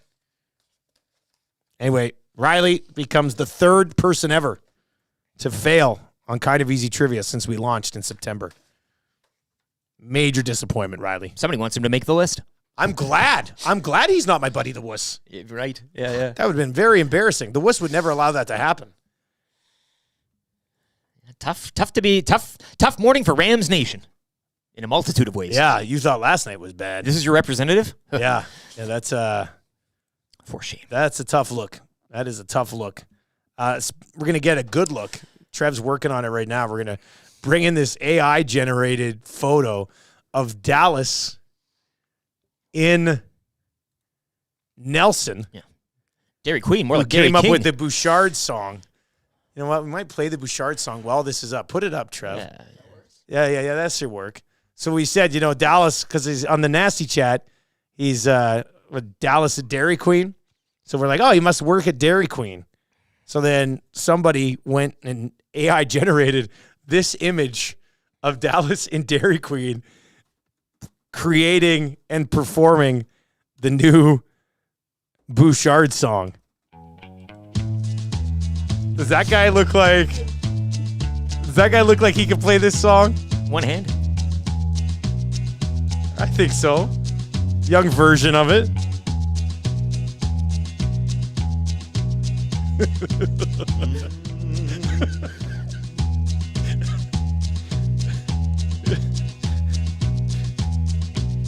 I got a big shot off this stick of mine. It looks like he's singing it right now. I keep those lanes wide open all the time. Drysidle setting up shop, McDavid's flying. I'll hit the twine when I walk the line. That's too good. That's funny. Well done, Belineski, or whoever created that thing. That was good. All right, let's get into 3 questions too many. By the way, if you've missed the new Bouchard Johnny Cash parody, stick around and be your sound of the day coming up around 8:50. Will Fraser is in on the hangout today. Fraser will have great advice for weather and stuff. Oh, he's still running in this. Yeah. Oh yeah. He'd probably come in today in spandex. And body temperature gets going. It gets up once you start running, right? Looking trim though, I say, yeah. You can't look away. Yeah. Fraser will be in distracting, today. Yeah, Fraser's ass is terrific. All right, let's get into 3 questions too many today. Lieutenant Eric, do you have a liner for the segment?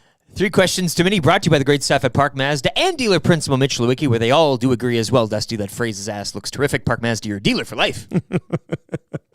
I'm back from the day. It's all. My truck from Park Mazda has been very good through this weather. Mind you, I was telling YouTube Trev today. Were you here when I was? You had a bit of a spinning around. You had a bit of a spin. Yeah, so I'm leaving the house today. Coming out of the cul-de-sac off the side street onto the main road that just goes by a Bessie Nichols school there, and I'm going like 10 kilometers an hour, not going fast at all.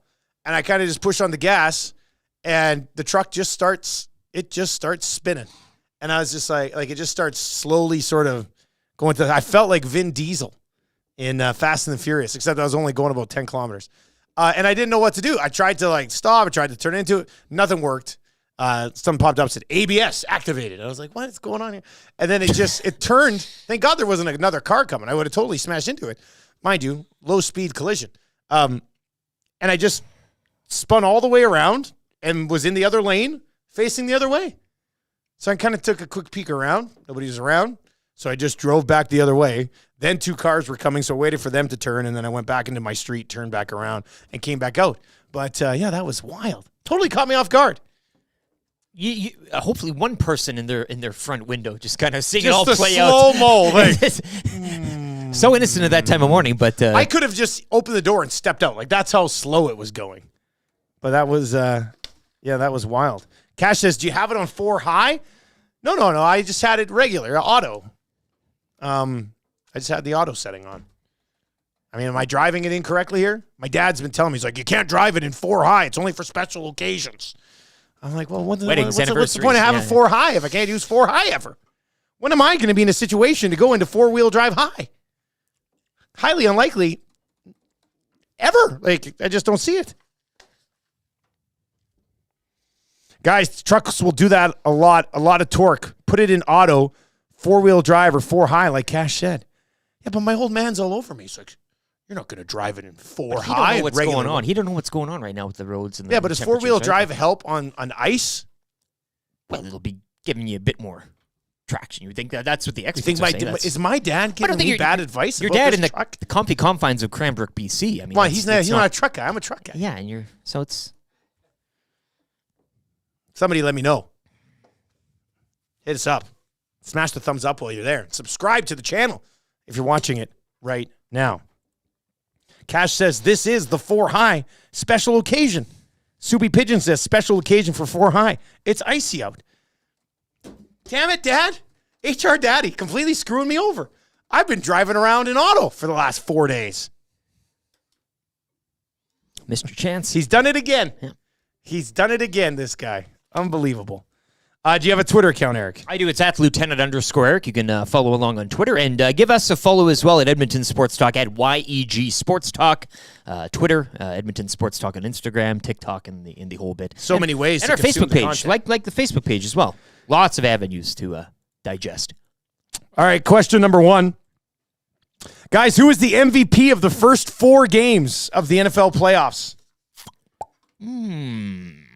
Well, you're looking for one, hey? Just one. Yeah, I mean, you can make a case. Both of those young quarterbacks. Yeah, I mean, that's where if you kind you of had to take one, what do you think? I mean, outside of the quarterback, perhaps Aaron Jones, 118 yards, 3 touchdowns. I mean, him haunting the Cowboys and going back to the state of Texas might be another story Love there. was great in that game, too. Oh, no, Love was great. Love and Stroud. If you're looking at quarterbacks, which is the position in football, right? I mean, you look to those two in the future and the young...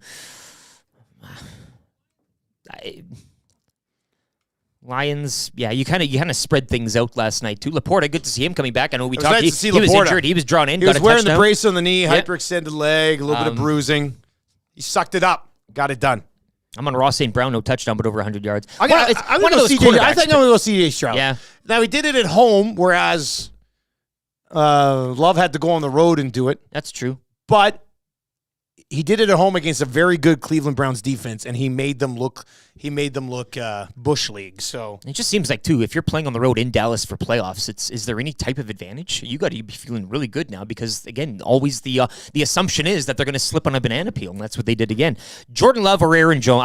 Aaron Jones. I'll go outside of the quarterback position. Big day on the ground for him. Paul in Calgary says 4 high will get you out of the ditch, but it won't keep you out of it. Paul in Calgary, nasty member. Number 91. Need that handwritten on one of those plaques, you know. Mike says, auto is fine, Dusty, unless you want to plow through a snowy field. Just make sure your traction control is turned on. It's pretty hard to fishtail with that activated. Traction control? What? I'm gonna have to read that damn You're a truck guy now. aren't I? Yeah, you got to get into this thing. Traction control. Is that the button that has the 2 squiggly lines behind the truck? That must be it. I'll have to find that one. That's got to be it. Question number 2. With Kyron Moore back with Geno Lewis and Dylan Mitchell, who are the other 2 receivers going to be in that Edmonton offense? Well, I like Gavin Cobb in one of the Canadian spots, right? Yes. You could use another Canadian if you wanted, but they'll probably go another American receiver there. Yeah, Rishaug works with Cobb, correct? DeVaris Daniels extending with the Argonauts as well earlier this morning. You know, are you looking for somebody with some experience and some pedigree? I don't think you need. I want a fresh face. Yeah. I want a fresh face. I want a newcomer to the block. Somebody with a little, friskiness behind them. Somebody you don't know. You go back, watch tape from Minot State or whatever it is, and somebody to come in on a cheap. I think I wouldn't mind if we're looking at the type of receiver, kind of like This is not a shot against Manny Arsenault, but he's had a phenomenal career, one of the best to ever do it in the Canadian Football League. But like a younger version of man, like a physical receiver. Because you got Geno Lewis, who can be your Mr. Everything. Mm-hmm. You got Dylan Mitchell, who's certainly a deep threat. You got Kyron Moore, who can get involved in screens and stuff. Cobb can stretch the field a little bit. I feel like they need an over-the-middle receiver with some physicality to slide into that other slot spot. Yeah, right now, 6'1", a couple at 6'1". But yeah, bring in a tank. Why not? I like to add to the Kyron Moore one is good. That's a Swiss Army knife right there. Yeah, you're just not going to be able to spend much more on receiver, right? That's why I'm thinking it's got to be like an American guy who's just trying to break into the league. I like it, man. There's two options. You can scrap heap free agents, and that's fine if you can find something that directly fits. But in the CFL, you got to be looking. You got to be cycling guys in, right? And I would go that route as well. Bring somebody in, unknown, something to kind of grab the attention through camp. Yeah, I'll go that route. I love the size option as well. You already have a Kyron Moore. Bring in the bully. What say you? 780-218-9999, 780-218-9999. And we'll get to a few more of those as well. Question number 3 comes from Jeffy, following up on the miss on Kind of Easy Trivia today. What's with these Monday morons? NFL guy is the worst. So he's saying, what's with the Monday morons? Was our last fail on a Monday too, though? He's not an NFL guy. You can't call him NFL guy when you got an NFL question wrong. I'm sorry. He may think he's an NFL guy, but he's not. Sounds like just Rams guy. That's really kind of what he sounded like there. Well, it's a weekend. A lot of things happen over the course of a weekend. Friday night seems like an eternity ago, and I know the Oilers game was Saturday evening, but that's still perhaps it's easier to win on a weekday. No, I'm not. I'm giving maybe a reason into it, but as somebody else pointed out as well with the weather, I mean, you should be. What else were you doing? Yeah, how could you have said, sorry, I was too busy outside. Was your power out? Maybe that would be Didn't watch the game. Pontiac Bandit says, what about Trey Ford? Trey Ford as a slot receiver. I don't mind. Amishman19 says, the last fail was Monday as well. Well, maybe this is just a case of the Mondays. Don't people say, it's a case of the Mondays? I feel like it's a case of the Mondays. I mean, were the questions that hard? Just not asking you, but just listeners out there. How would you grade that as a should have at least got 4 out of 5. Had to. I'm sorry. I'm sorry. That's that's not hard. Jason Bazell says, Reworld map, Fremont, Nebraska. Show me my pin. So we got Fremont, Nebraska, Southern Illinois today, Playa del Carmen, and of course Nelson, BC with Dallas from Nelson dropping the new Bouchard song on us, which was very nice. Very nice. Joe made another one. Made it more Johnny Cash. You see the next one? This guy's, man, AI scares the hell out of me. But at the same time, if it gets into the right hands, it's hilarious. I hope AI just gets used for funny stuff. Oh, I see. Right? Like not all the scary stuff or the robots or putting people out of work, all that stuff. I just want AI to be used for funny gifts. He looks like he has TB for crying out loud. Yeah. Like, why does he look so disheveled? Yeah. I don't get it. He doesn't look great. All right, 780-218-9999 or in the nasty chat as well. More of your text messages along the way. Get yourself in the mix for a text of the day today for A and W. That must be Matty Iwanek. There he is. He's there, and he's only about 30 minutes behind Zach to come. You hear Matty? Zach, how are you? A little surprised. Yeah. And Tommy's got about 36 minutes until the show starts. Tons of time. We haven't even got a text coming in hot yet. Phrase should be rolling in soon. Phrase will be in soon, and then we'll see what happens on that wrong. Guys, I like how when there's a couple questions wrong in Kind of Easy Trivia, and the urgency goes up in Dusty's voice. Right, I tried to move him along quickly. I spit on that 5th question as fast as I could. Especially when you stumble over off, like out of the blocks. You kind of like, what is going on here? Yeah, no, that's tough. All right, let's do this. We're gonna get into the Monday morning Got Your Back mandate. So let's hit this first, though, shall we?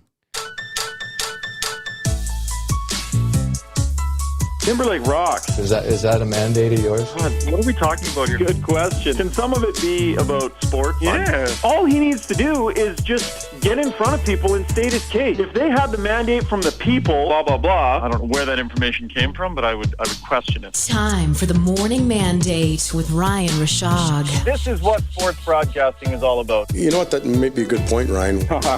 You broke the story, Ryan. Rishaug is one giant 6'2" pile of Charmin.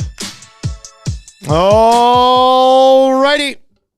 Let's get into it. It is the Monday morning Got Your Back morning mandate brought to you by Ryan Rishaug and the Got Your Back podcast, UYPpod.com/YEG. You can download it on all of the platforms as well. Shoggy, what's up, my man? How you doing, buddy? What's going on? I'm good, man. How was the guys' weekend? It was chilly. We stayed inside for the most part. It was nice. But I got to tell you, though, those hat designs, we got to be getting a few of those, I think, eh? Yeah. Did you have a favorite? I know we're way behind you guys. You guys have had swag forever. You got your shit together way more than I do. It's not a race. I did like the little one on the corner though. Slanted off. You know why? It looks clean. That looks clean, right? That's what they say. Like in the swag jerseys. biz. Yeah, they looks clean. That's one of the best. Yeah. But you guys hit it hard. Like there's t-shirts and there's hats and I think you had sweaters at one point. You even had a mandate shirt, if I remember, Dusty. Yeah, that had your face on it. It was great. Still got it. Yeah. Yeah, I have one of those at home still. I'm saving it to auction it off for $10,000 one day. That's going to be real big. Shoggy, what'd you do this weekend? So we had a ski trip planned to Jasper, us and a couple of other sets of friends. And so, I mean, we were like, you know what? Hotel's booked. Let's just go.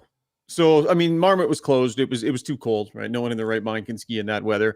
So everything was all shut down. But we still went anyways. And I'm almost hesitant to share with you what we did because I made the mistake last night on our podcast of sharing with Rob Brown and Jason Strudwick and Zuby being vulnerable and telling them what, us and our friends did because they spent like 15 minutes just murdering me, just absolutely butchered. They were mean and bullying me off of my own podcast because I shared with them what we did. Well, so can I trust you guys? Were you swinging? Like, what the hell? Like, no. It could have been that bad then. No. Video, it was board games, wasn't it?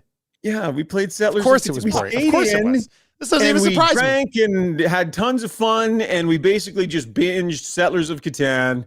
And I think we played 4 games through the course of a couple of days, which is a lot. It takes a while. I mean, we still had one big event. We went out to one big like spirits and wine tasting event with all this great food and everything. So there was still an event we went to, but the rest of the time, 6 adults nerding out in a hotel room in minus 40-degree weather, playing Settlers. No, I'm a little surprised that you're still doing the Settlers of Catan thing. Did you win? Yeah. I did not actually. I didn't win any of the games. 4 games and you didn't win? Yeah.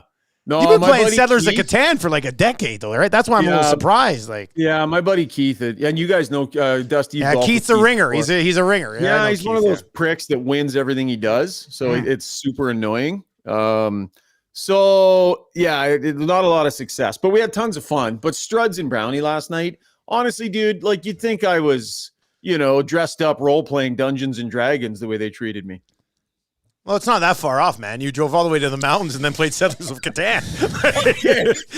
This is how it started last night.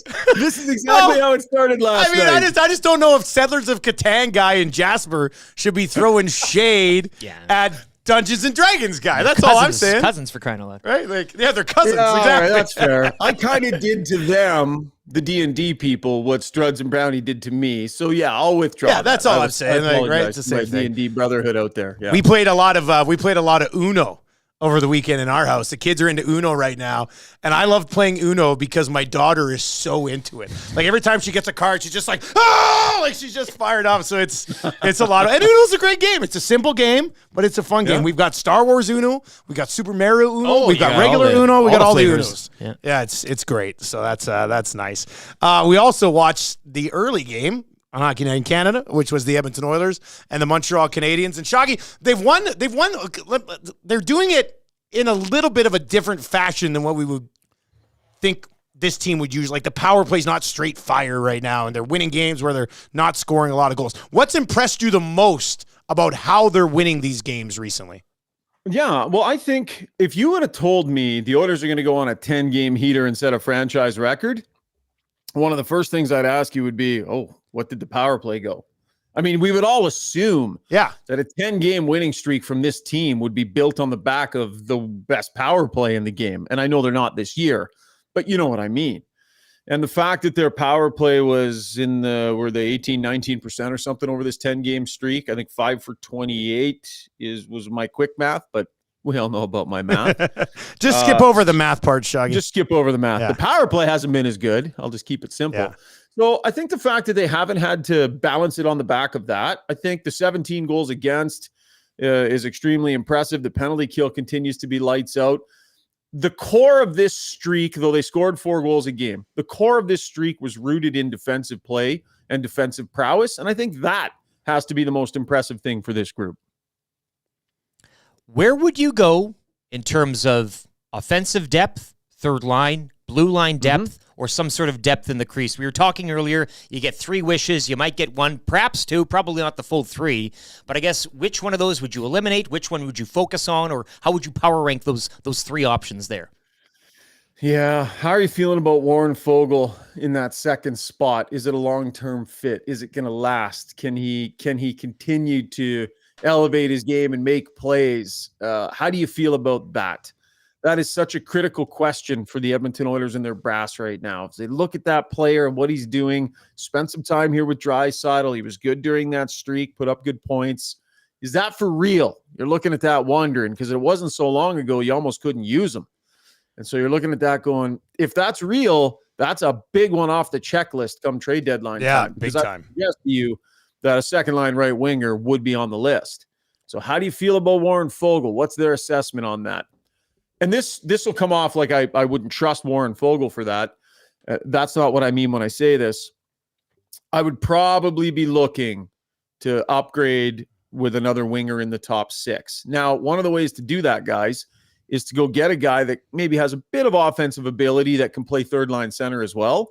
If you go get a center instead, now you can either play McLeod on the wing, McLeod in the middle. You've got another option down the middle.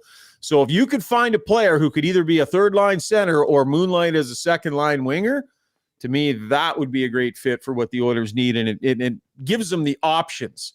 Because, I don't know, Dusty, how much do you trust this Warren Foegele thing? When the puck drops game 1 of the playoffs, is he in your top 6? Really? I like the way he works, man. I like he's aggressive. I don't like... So let's say, you bring up top 6 winger, then that would bounce somebody back down to the bottom 6.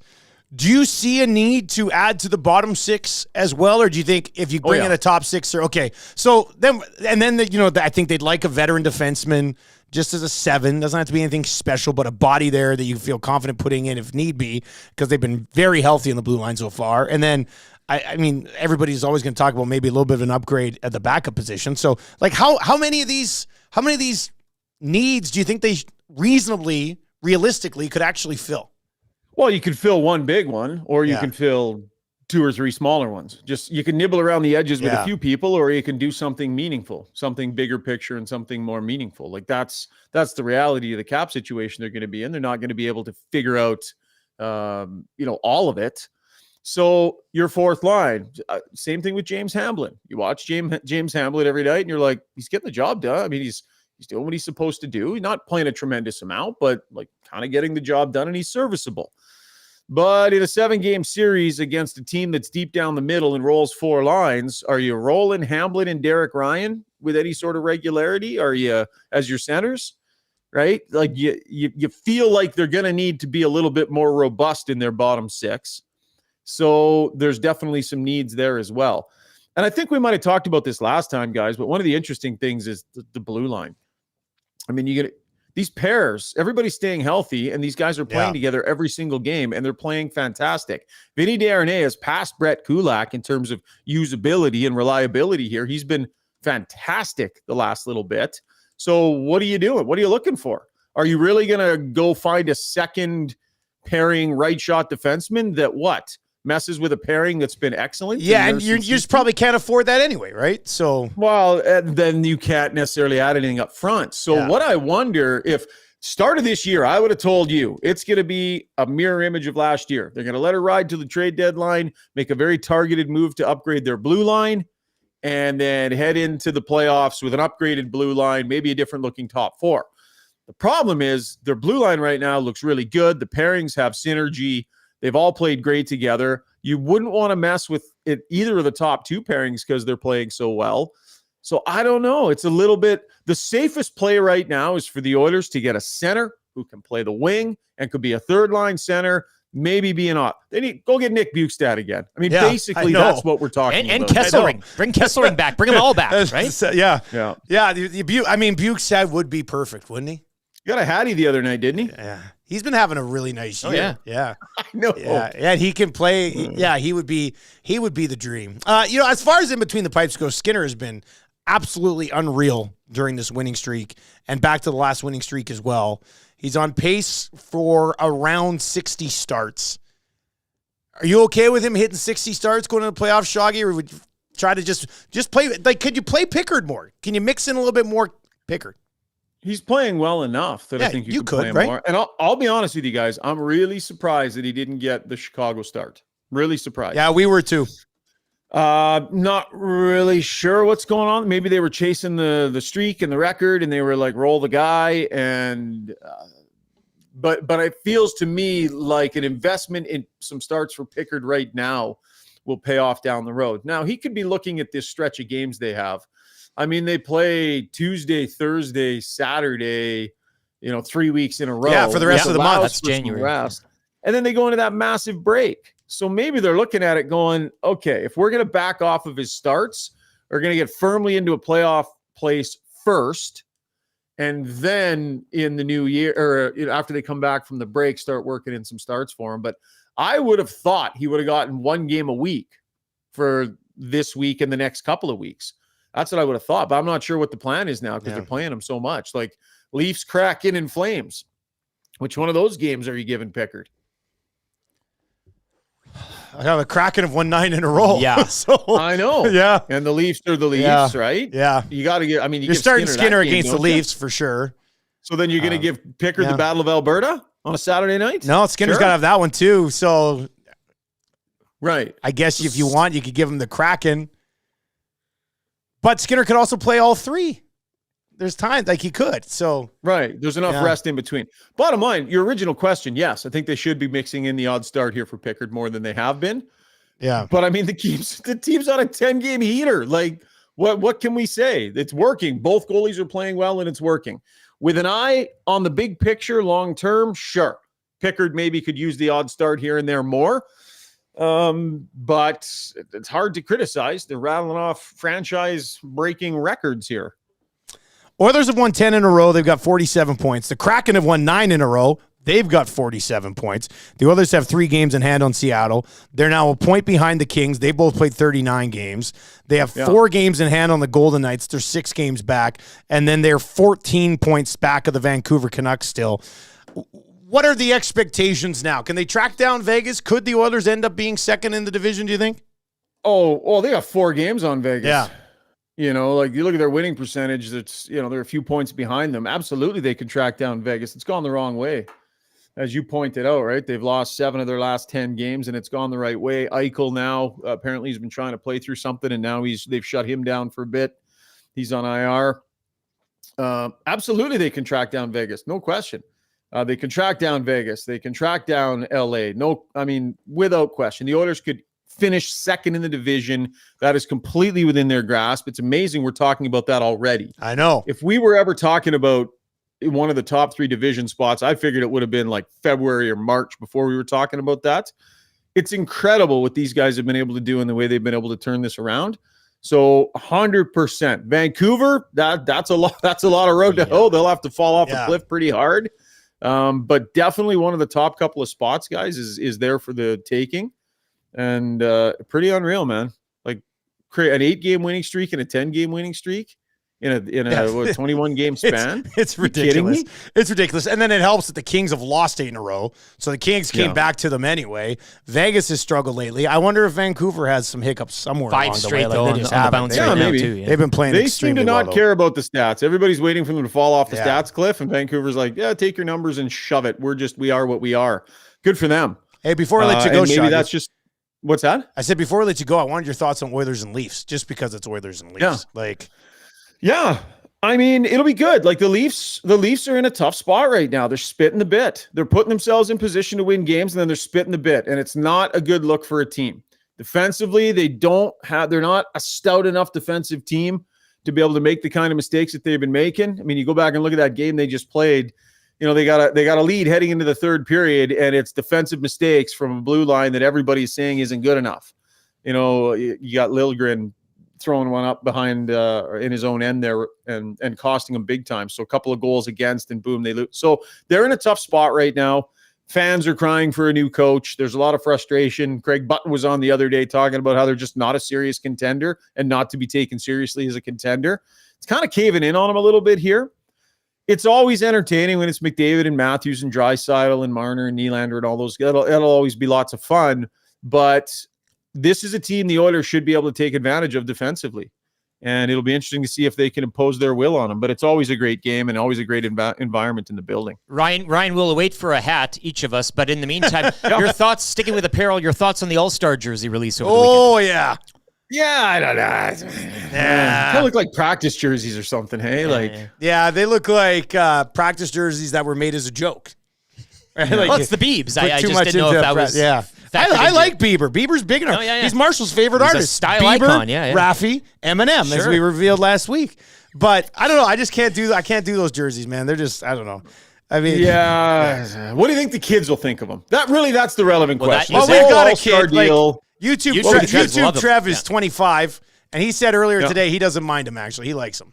Oh, So- see, we're like, I mean, you guys aren't quite in my hemisphere, but we're a little long in the tooth for the fashion. We're judgments. dinosaurs, Shaggy. We're dinosaurs. We are dinosaurs. That's why I've enlisted the help of our viewers and listeners for the Got Your Back apparel, because left up to me, Smart thing. and so I need to leverage other people's fashion sense. You guys dropped a new episode last night. When's the next one? Yeah, we dropped one last night, and we will do a post-game podcast after the Maple Leafs game. So we'll have probably post-game pods all week, and then Thursday as well. So, lots coming at you, and then we got Your Back, LeBrun and Rishaug coming out on Wednesday morning. Excellent, buddy. Good catching up with you, man. We'll talk to you again next Monday. See you, Ryan. All right. Take care, guys. Have a great week. There you go. That is Settlers of Catan nerd, Ryan Rishaug. Well, they're already 0 for 4, man. Like, 0 for 4. I don't know if that's a nerd. You're kinda, Yeah, like that's tough. Like, I let the kids win Uno, but I still mix in a dub every once in a while. Right? Like, you got to have some respect for you're yourself. playing Uno with friends over the Yeah. weekend, and people your age, right? That your type Yeah. of, you want to go in there and get that. It's like in the movie Rounders, right? When Worm gets out of jail and Mikey McDermott drops him off and he starts taking money off all those Russians. He goes, look, man, you don't want to give it all back to him, but give a little bit of back to him. Right, because he was cheating. Because Worm's a cheater. Worm. But that's how I kind of view it. I guess with Shaggy and Settlers of Catan. Tough weekend. 780-218-9999, or you can hit us up in the nasty chat as well. Oilers and Leafs. All eyes will be on everything because it's the Oilers and Leafs tomorrow night. RBM checking in at the Bahia Principe Gran Coba in Mexico. Put it on the map. Pin it. We'll put that on the map. We do this after the show now. It's been coming together nicely. I think that's close to the one we took those listeners to for that golf trip. Yeah, Mexico's going to be pinned up here in a couple of, give it a month. Oh, it's just everybody. Turns out you guys listen to the show a lot when you're on vacation. Morning, boys. Those all-star jerseys looked like the guy that designed the Doritos chip bags. Yep. Just saying. That's the meme. Or the Monster Energy drinks as well with the star incorporated as you can kind of make the flavors there. Is this just where we are for fashion design in 2024? Like, will we look back on it in 2030 and be like, oh, no, that's where we were for everything. No, but we like them because they're retros. Yeah. And the flavor of the day will be something we don't like, and we're like, I wish they went back to those. Like, you go to the one in 2000, I don't know, pick a year, right? 2010. We'll probably be like, oh, yeah, those. We're bitching about it then. Guaranteed. Does it ever blow your mind that we're living in the 20s? And then, like, in the 80s, people will be back like, man, remember back in the 20s? Those guys, they had it tough. It just still blows my mind because I look at the 1920s and I go, man, look at the 20s. What a joke. And I'm like, well, wait a second. We're in the 20s for this century. Technology, yeah. That's just nuts to me. Last night, it kind of just hit me. I was like, what is this? Yeah, that was crazy to me. Come on, guys. We saw the problem with the Oilers roster on Saturday. Speed is a concern outside of the top unit. Leon needs a reliable winger who plays with pace that can trade pucks with him. McLeod and Fogle are third liners. Don't pencil them into the second line and complain come playoffs that Dry didn't have support. Jason Dickinson? Question mark? I love when I love that he lays that whole thing out and then goes, you? Jason Dickinson? But it is because we're talking today, and today, yes, but you need to fast forward a bit to that time. And will this all last? Will it all be, will we still be running like that by trade deadline time? This is the first time that we've ever sort of viewed Fogle and McLeod as possible second-line wingers, right? I still don't know if that's where they're going to be. I know Evander Kane wants to play more. Obviously, he's not killing penalties anymore, which, statistically, he's been good for the penalty kill. Doesn't really get any power play time, so he's middling around 13, 14 minutes here. He's probably not going to be happy. As he told Speck, he doesn't want to say anything about it. So, buying in for now. But I would think Kane eventually slides back up there. But that still doesn't cause an issue. It still doesn't solve the problem because unless you leave McLeod up there, there's not a lot of speed on that line. And Jason Dickinson, whose career high is 30 points, that's all of a sudden supposed to be an answer in the top six? Is that what the text was about? I know Dickinson's got 21 points in 43 games right now. But he's on a Hawks team where he gets to play in a bunch of juicy spots. He's not going to be in many juicy spots here. He's not going to be on the power play. He's not going to be involved really anywhere outside of, I guess, if you bring him in and view him as a second-line winger for Leon Draisaitl. Personally, I don't. But maybe I'm in the minority on this one. Tom Halleck is in and says the Winnipeg High School Hockey League has better jerseys, better All-Star Game jerseys. Wow. Well, but I don't think it takes much. They put a huge star in the middle. It looks like something that would have come out in tie-dye back in the mid-90s. Yeah, and the font is a little more, would you say cartoony-ish, maybe? I don't know. And are the names going to be on the bottom of the jerseys? Ooh. What is this? As YouTube Trev pointed out, though, we need to see the full. We need the pants, socks, how it translates on the ice, No. Trev, you didn't say that either. Wasn't it somebody texted in that? Yeah. I'd like to see the whole uni. If I like, you see in the back of the jersey though, and like they do have like the name slot on the bottom. On the bottom, that is right by the that's going to raise some. That even raises eyebrows for me. Yeah, like I don't like that, but I don't know. They pop. It pops. They basically said, let's make like the wildest jersey ever. That's basically what they said. Like I know they've had crazy jerseys in the past, but like this one's just it's out there, man. The white's pretty clean. The yellow one's it's too yellowy. The banner on the bottom is yellow. It's got too much. It's like mustard. It's like goldenite thing. Scott Laurie's in the nasty chat. Old Redbeard drinking early again in the morning.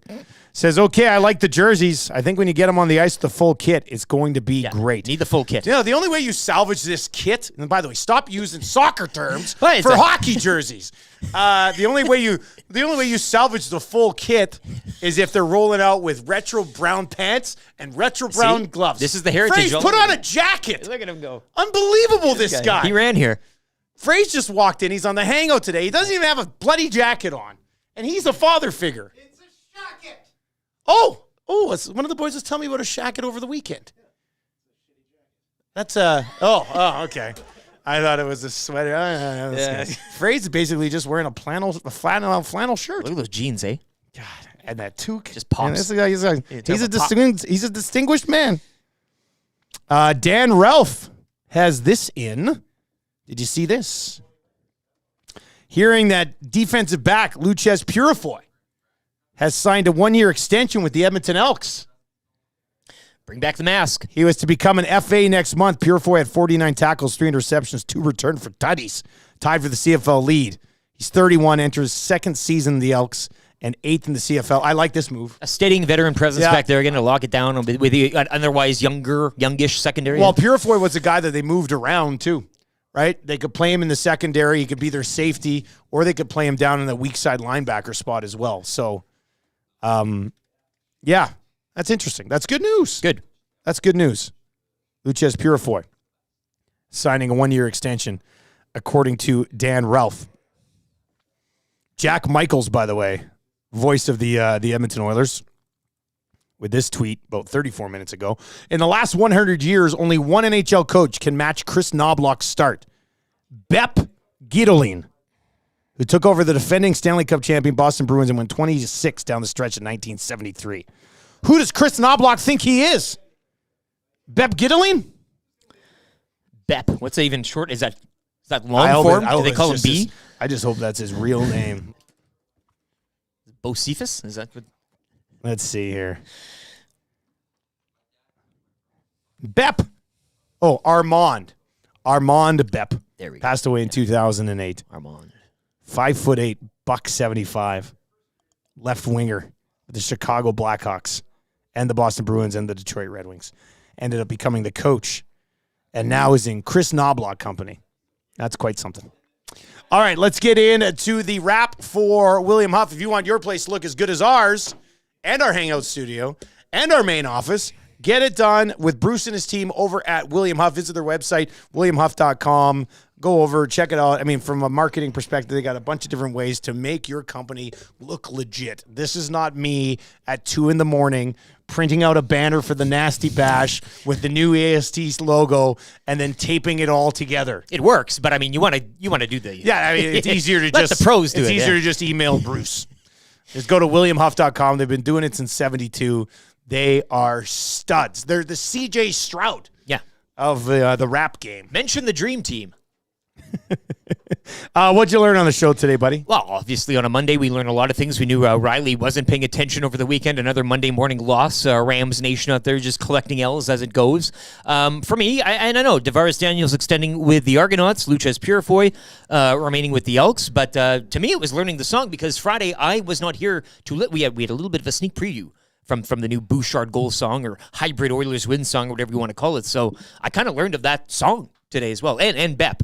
I can't forget about Bep coming in late there. Yeah, that's a big one. It's the song for me. It captured the imagination. We're going to be having fun with it. The AI it's going to be your sound of the in. day. Yeah. I mean, that was a big part of the show. Major part of the show. We know Rishaug still a Settlers of Catan nerd, traveling up into the mountains in minus 50 to go play board games. This text in says, it looks like a Carl's Jr. jersey. Guys, it looks like Pro Stars cereal box from the 90s. Yeah, there's a bit of that going on. Kind of deliciousness to it. Yeah, I also just learned this. Scott Laurie texts me. The Pronger signings are postponed due to flight delays today due to the weather. Makes sense. I'll let everyone know once we have the new time. All right, so there you go. Keep you up to date on that bad boy for the Prongers who were on the show on Friday. All right, let's get to your sound of the day. This is a new song. We've left it naked today. There's some room in here for some clips, especially tomorrow. But it'll always tomorrow, man. We got a box to open right too. away. As soon as I got this, I got a box of some special treats there. As soon as I played this for Tam yesterday, I said, "Can you imagine what this is going to sound like with some Tombstone clips over top?" She goes, "Not everything needs Tombstone clips." I said, "You shut your mouth." That's a hell of a thing for you to say to me. That is a hell of a thing for you to say to me. And then she looked at me and went, "How lewd." Tomorrow. All right. Anyway, here's the new Bouchard song. Comes from Dallas at Dairy Queen and Nelson. And this, ladies and gentlemen, making blizzards and writing bangers. This slaps. That's what this does right here. Listen to this.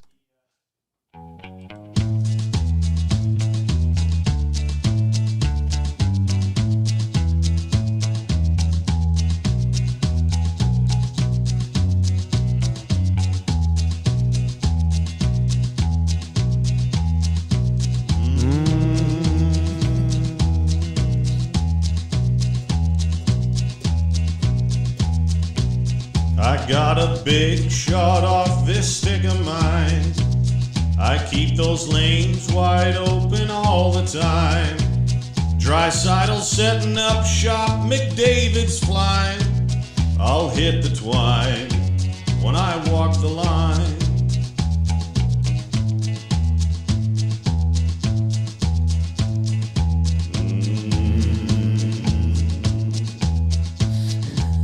As sure as new, G is slick and Kane is tough.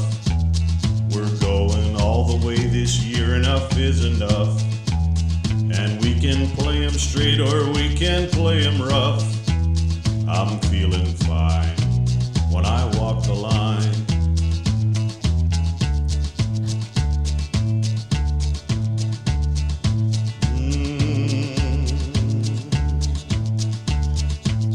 You know I shoot that puck so very, very hard.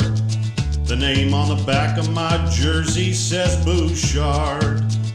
And we're gunning for first place, not a wild card.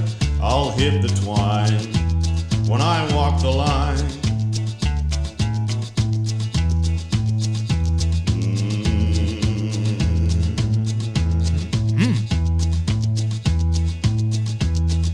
Well, we're counting on our skill and not on luck.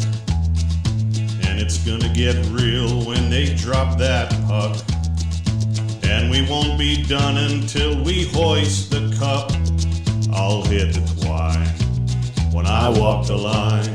God, that's just too damn good, man. Too damn good. Dallas and Nelson, you have just become a Nielson Show EST legend. As Eric says, it could be up at the end of the year for an SD. We were talking Junos, but I think you take it a step higher and go for the SD. Go Esties, for the gold, baby. The baby. SDs, that's something else we learned today. The SDs are now a thing.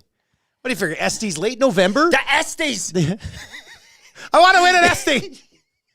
The SDs, do they happen in late November or do we do them in December? Because December's like a big Christmas month. Yeah, well, it could be right? parlayed with a party. The SDs could run like December 1st to the end of November type of thing. Yep. Like, well, we got a year. lots of time, though. Lots of time to sort this up. We have to remember throughout the year, like it would be great if we had like categories 3 or 4 shows, like when we have a real banger of the show where people are like, you got to nominate this one for an SD, or if there's a hangout that's an SD, or a draft show that's an SD, or an oil stream that just goes off the rails and it's in the mix for you an bring SD. back text of the year, that type of thing, right? Yeah, that type of thing. Yeah. We can never find a great name for awards over at TSN, but the SDs just is. It's a chef's kiss. You'd have a name and it'd be shot down, you know. And what's the deal with chef's kiss anyway? Chef approved. You know. Yeah, but why does only chefs do this? Yeah, chef. Why does the chef get to do this? What if somebody else likes something? I Busboy don't know. approved. I feel like chefs are getting too much love with the chef's kiss. And Will's looking good today. The hair. He's a professional. Looking sharp. He's a professional. I guess Tommy's probably at practice today. Yeah. That's why you guys are sliding in there. That'll be a lot of fun. I get it. That's fine. That'll be a lot of fun today. All right. Text of the day today. I saved this earlier. I can't remember. I remember laughing at it. Text of the day. You are going to get gift certificate to A&W so you can get your hands on that dill pickle mama burger. It's spicy, and now it's available as a buddy burger as well, starting at just $3.99. These grass-fed beef burgers are topped with pickles, an onion slice, real cheddar cheese, and they are slathered in creamy dill pickle sauce. Slathering all over the place. Slathered. It's delicious. Available for a limited time, only at A&W.